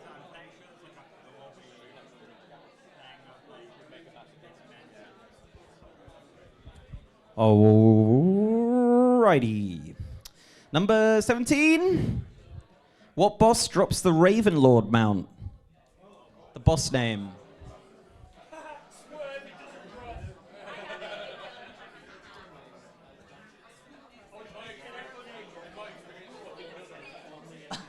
The next question is so evil.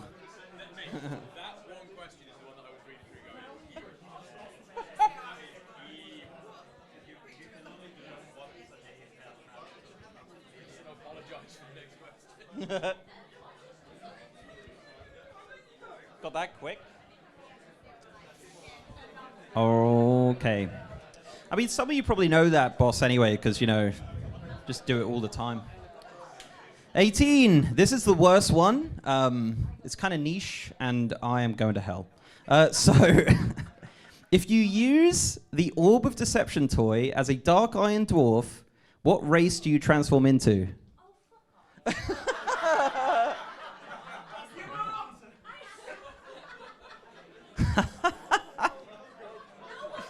I know that answer. Exactly. Any cheaters? I'm looking at you. Unbelievable.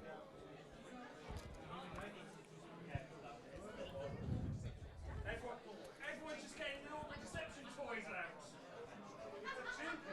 Get your toys out. Is it? Get cheating, get trying. Get cheating, get trying. Lie, you cheat, and steal.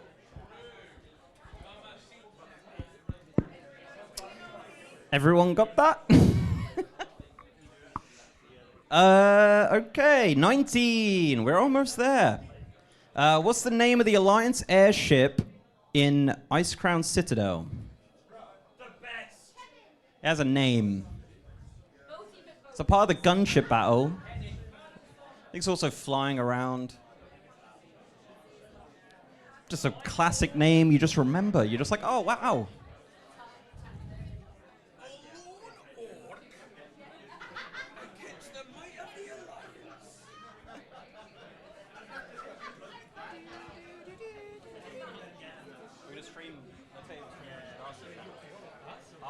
After this, we're going to set up the laptop like we did. So set up, stream on Darcy's for karaoke. I'm thinking plugging in that mic in there.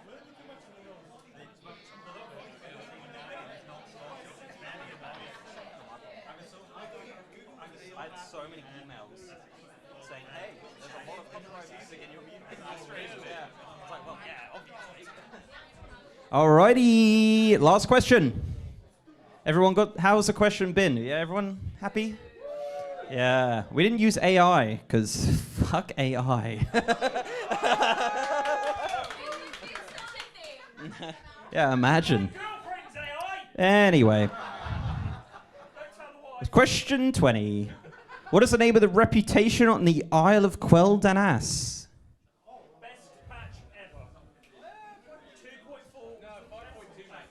And that's it. Once you're done, pass it to your nearest person. We're going to mark each other's. No cheaters. Remember to put a team name at the top.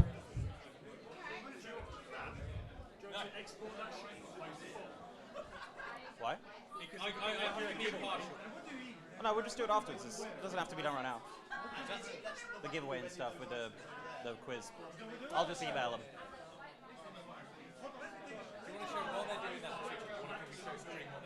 Oh, should we do a Dan cam? Well, no, I was just going to bring them on stream. Alright, yeah, fuck it. All right, we're going to do a little bit of a Kex show-off of our rewards as you guys are tallying the answers and passing sheets around. So, we have these incredible pop vinyls. Are they pop vinyls? Is that what they're called? Hey, look at that. These were Funko Poppers. Yep. These were actually donated by Nicholas, I believe. Where's he at? Where's my dog? There he is. Hey! Love that guy. What else we got, Kex? Posters. Yes, I said about the big cigars. So inside here is a very, very large World of Warcraft poster for Vanilla, Burning Crusade, and Wrath of the Lich King. There's a funny story about why we have this, but it's not that funny. Just really nice of them to give it to us. So it's massive, by the way, like huge. So that's what, anyway. These, we have 2 of these. I don't know what they are, though. Are they giant pins? So these are good for Dax and Mastodon.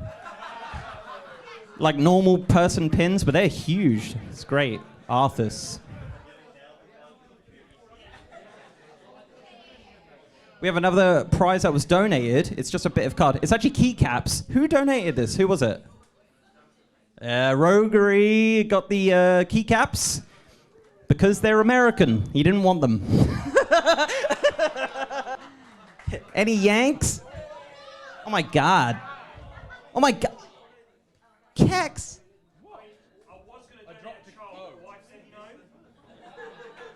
Anyway, keycaps. What else we got? Oh, the big one. Ooh. Ooh. They're gonna do the horseman laugh when he does the reveal. I mean yeah. Everyone do a horseman laugh on 3. Ready? Okay. 1. Yep. 2, 3. That was pretty good. I'm sure the stream couldn't hear it. That was great. Well done, everyone. That was phenomenal. Horseman thing. To be fair, like if you don't want this and you hate Hallow's End, you can get whatever. So like whoever wins first gets first dibs and etc. until we run out of prizes.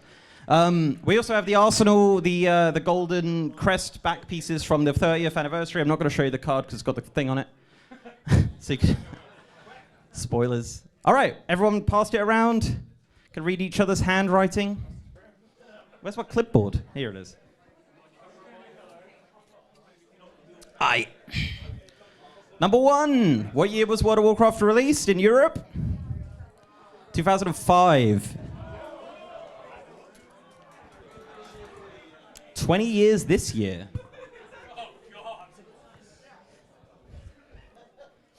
What dungeon can you find the boss Pandemonius? In the Mana Tombs. Not in Pandaria. What a silly question. Oh my goodness. Unbelievable. Yeah. Everyone got team name at the top on your sheets, yeah? There's no non-team names? Perfect. Number 3, how many Covenants in the Shadowlands? There is 4. You don't get any bonus points for naming them, just PTSD. How many new dungeons have been introduced since the War Within, or in the War Within, sorry? 9. I'm getting you guys to answer it, because then I could be like, yep, that's what I wrote. Yeah, I actually don't know the answers. The next one was awful, because I'm terrible, but Gnome Hunters, right? Where were they added? In Legion. Oh my goodness. What a silly boy. You would have thought it was Cataclysm. Silly. Did anyone get it? Smart. Yeah. That was number 5. Are we all good? Everyone caught up? Cool. Throne of Thunder was introduced in patch 5.2. Oh, hey, Sean.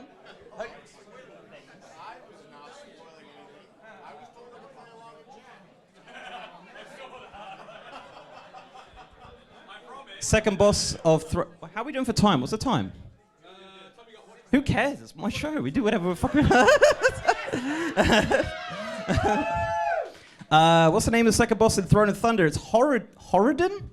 It drops a mount, so yeah, it's horrible. That's why I said you monks, it makes me horny. Yep.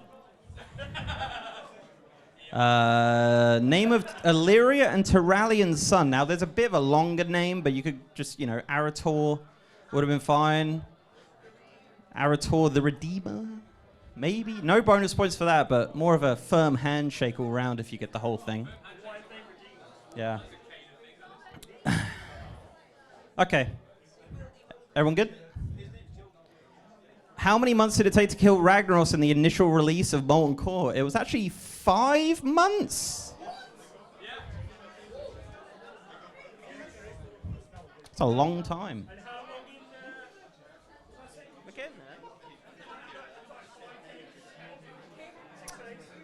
Comparatively, question 10. How many days after the launch of Classic WoW was Ragnaros killed? 6 days.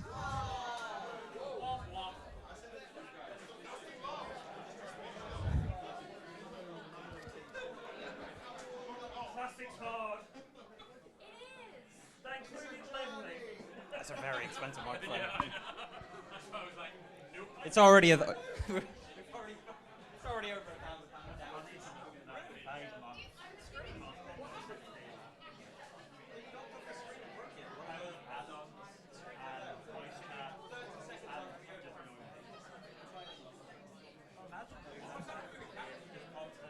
He zoomed in. Look, come on. Is this? It's Sean, isn't it? It's definitely Sean. Our very professional production man wouldn't do such a thing. It's Sean. He's like, haha, my God, that's so funny. What's this all about? Anyway, what's the name of the third expansion of the World Tour Saga? It's The Last Titan. Pardon? The expansion name? What's he? No, I didn't miss a question. You missed a question.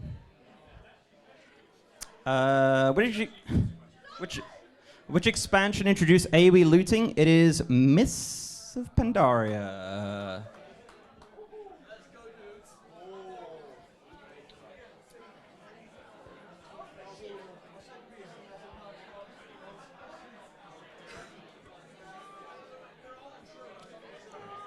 Okay. Which expansion introduced character models? It is Warlords of Draenor.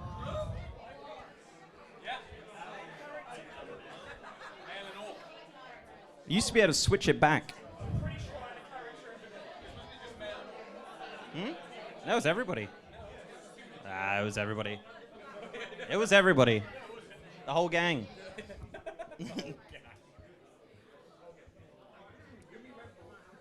Yummy, yummy Red Bull. Okay, which expansion removed first aid? Question 14, by the way, if you're counting at home. Question 14, which expansion removed first aid? It is Battle for Azeroth.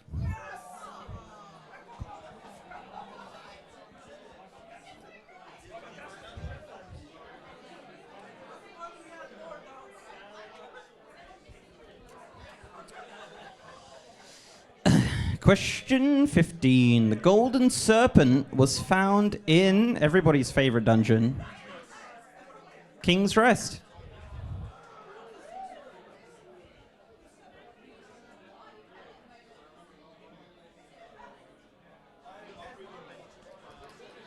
How are we looking?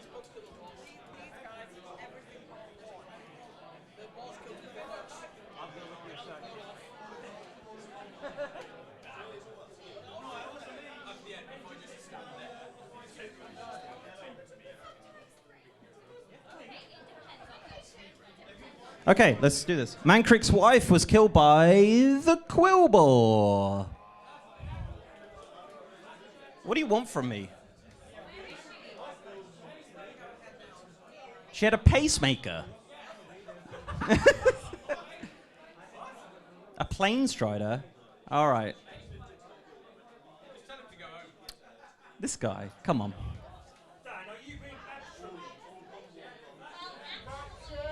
Look it up, bitch.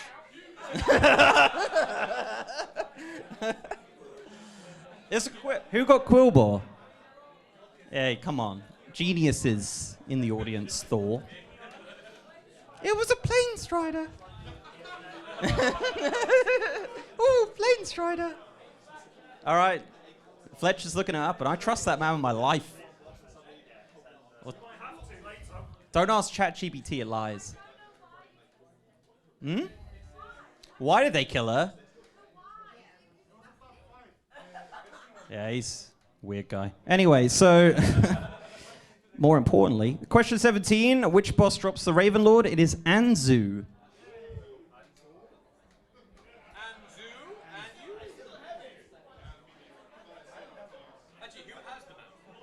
Me.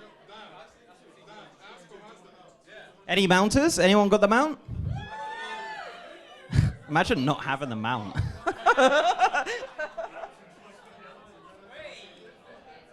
Okay. 18, this was my favorite question. If you use the Orb of Deception as a Dark Iron Dwarf, what race do you turn into? It's a Magha Orc. Not an Orc. No, you put Orc, that's a 0. That's a...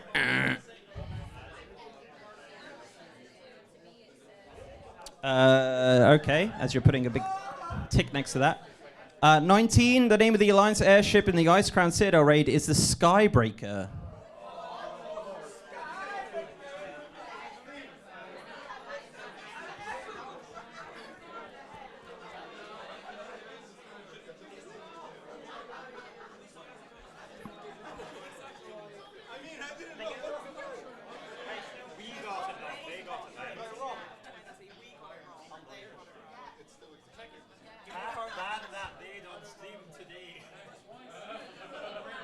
And the last question, the name of the reputation on the Arlec Quel'Danas is the Shattered Sun Offensive.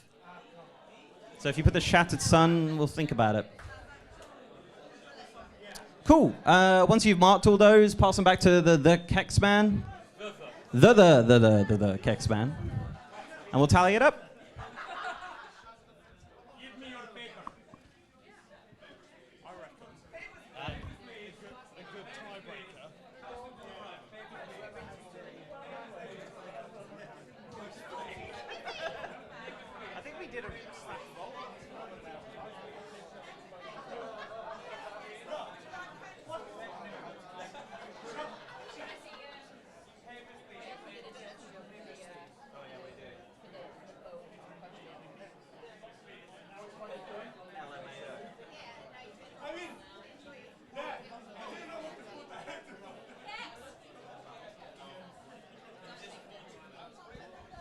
All right. Has anyone not handed it to Kex?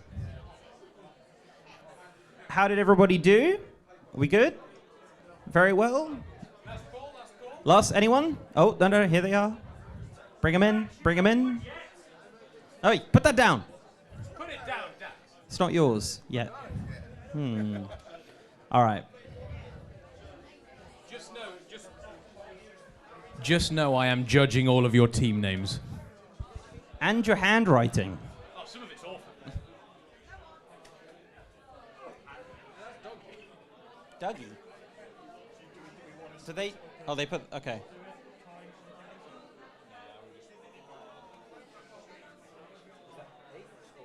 That's 8, yeah.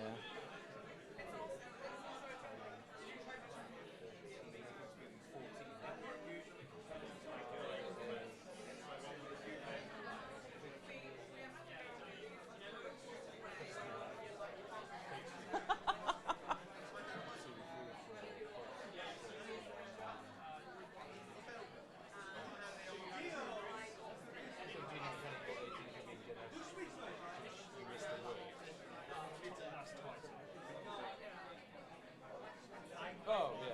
No, I'll count that. So that's 18. I'll take last time. Yeah. 18. 19. Oh, that's those guys. Who had the best name though? So we got Yeah, that's Fletch good. and They did really well last time so too. Fletcher's Little Friends. Fletch Tuber. It's pretty good. Flesh tuber. Where's? There they are at the back. They're gonna get a tattoo. Do you hear this? Earth is gonna get a what? Yeah, I think if they came like third or something, she was gonna get an LFG tattoo. Maybe we should just get one anyway. I like Habibis. Yeah, very good.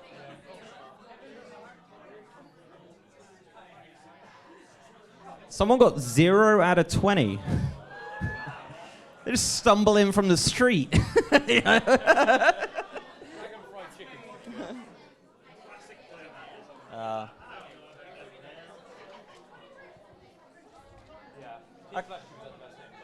Fleshes? Where? Yeah. So where are we at? So did the?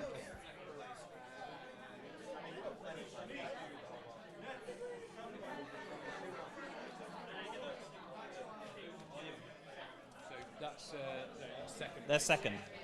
Hang on. Let me see this answer. That's first.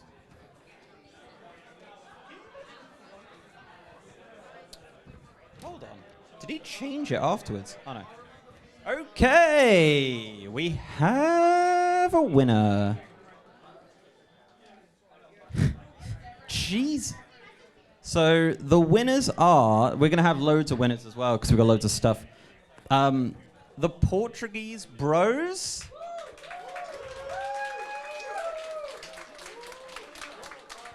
Come and pick a thing. As said, you got to choose.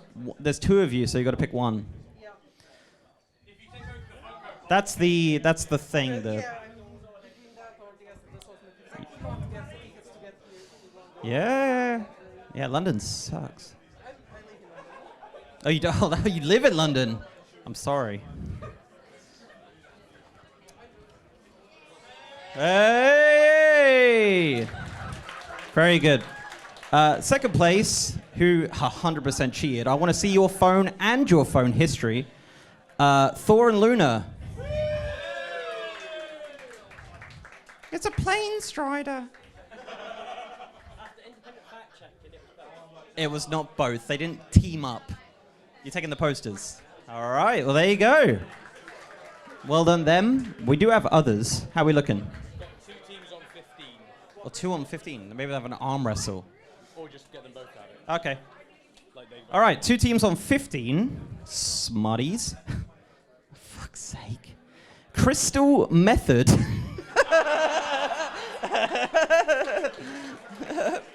And what sword? Where? Well done. Come choose. Quick, they're coming. Get them.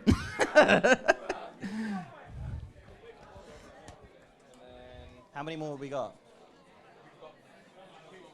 Should we do 1? Oh, yeah.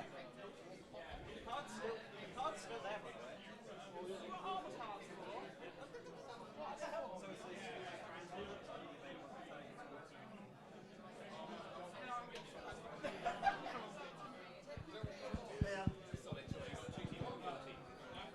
2 on 14.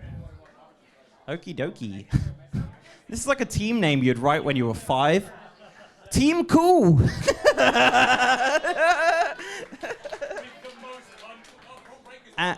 Bronny. The Eternals. Where you at? Well done. Very, very good. Come choose. Hey. Yeah, you're gonna share it. I got some scissors. We were going to cut the map up. Oh, wait, who took the code? There's 2, so we're not sure which one's used. So you take both.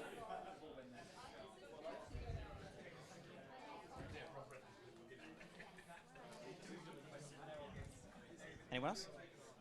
Yes, we've got 2 teams on 13. Oh my goodness. Lock in and...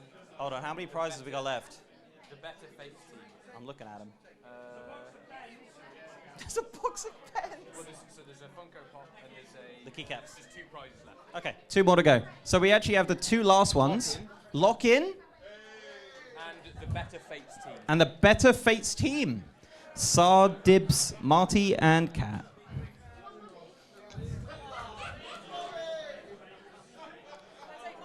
Of course. You get some American keycaps, Saw. Unlucky. All right. That concludes the quiz. Thank you very much.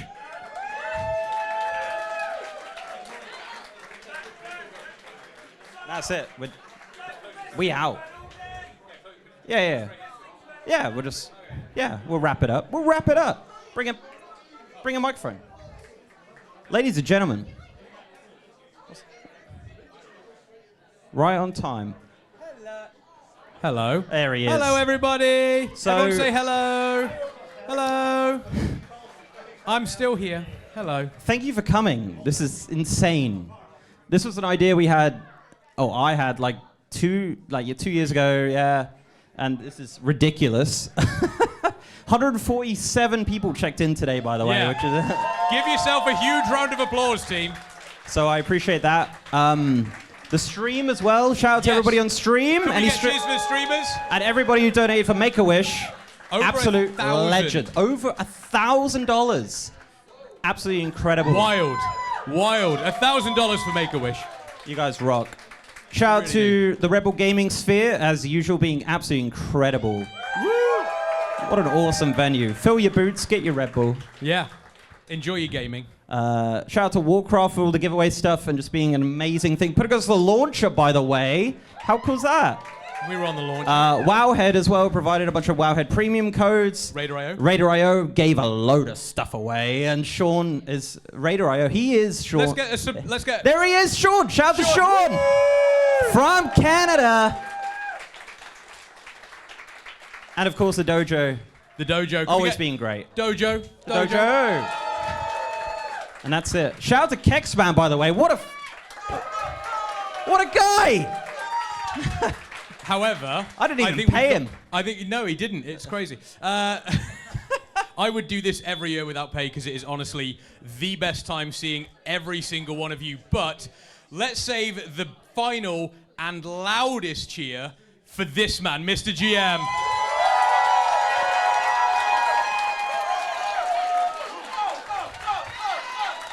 GM. It's a team effort, by the way. So shout out to Cham, Neek, Kirsten, Wochi, Purple Pixels, and you guys for coming. Don't cheer Jam. Don't cheer him. Badass. Shall we get drunk? But you don't have to drink. Please of course. drink responsibly. Yes, tomorrow, yes. So if you're here in person, tomorrow we're at NQ64. We have it from 12 till 2-ish. 12 till 2. NQ64. It's literally 2 minutes down the road. It's a very cool gaming bar. Don't worry, we'll go tonight. And yeah, so that is it for the stream. Streamers, thank you very much, everybody on the stream, for hanging out all day. Shout out to Chloe and Vinny for modding all day. Absolute legends. We're going to do karaoke on Darcy's stream. I don't know where the hell Darcy is. There she is. Look, Darcy's ready. Queen. Darcy's ready. So if you want to do karaoke, if you want to hang out, if you want to chill out, whatever, we're off stream. We're just going to have a good time. We're here till 10. So, what's up? MDI? I don't think we're good enough for that. I guess it's on. I don't think we're good enough for that. But no. But yeah, thank you very much, team. From all of us here at LFG, from everybody at the Red Bull. Thank you, chat. We will see you folks next year.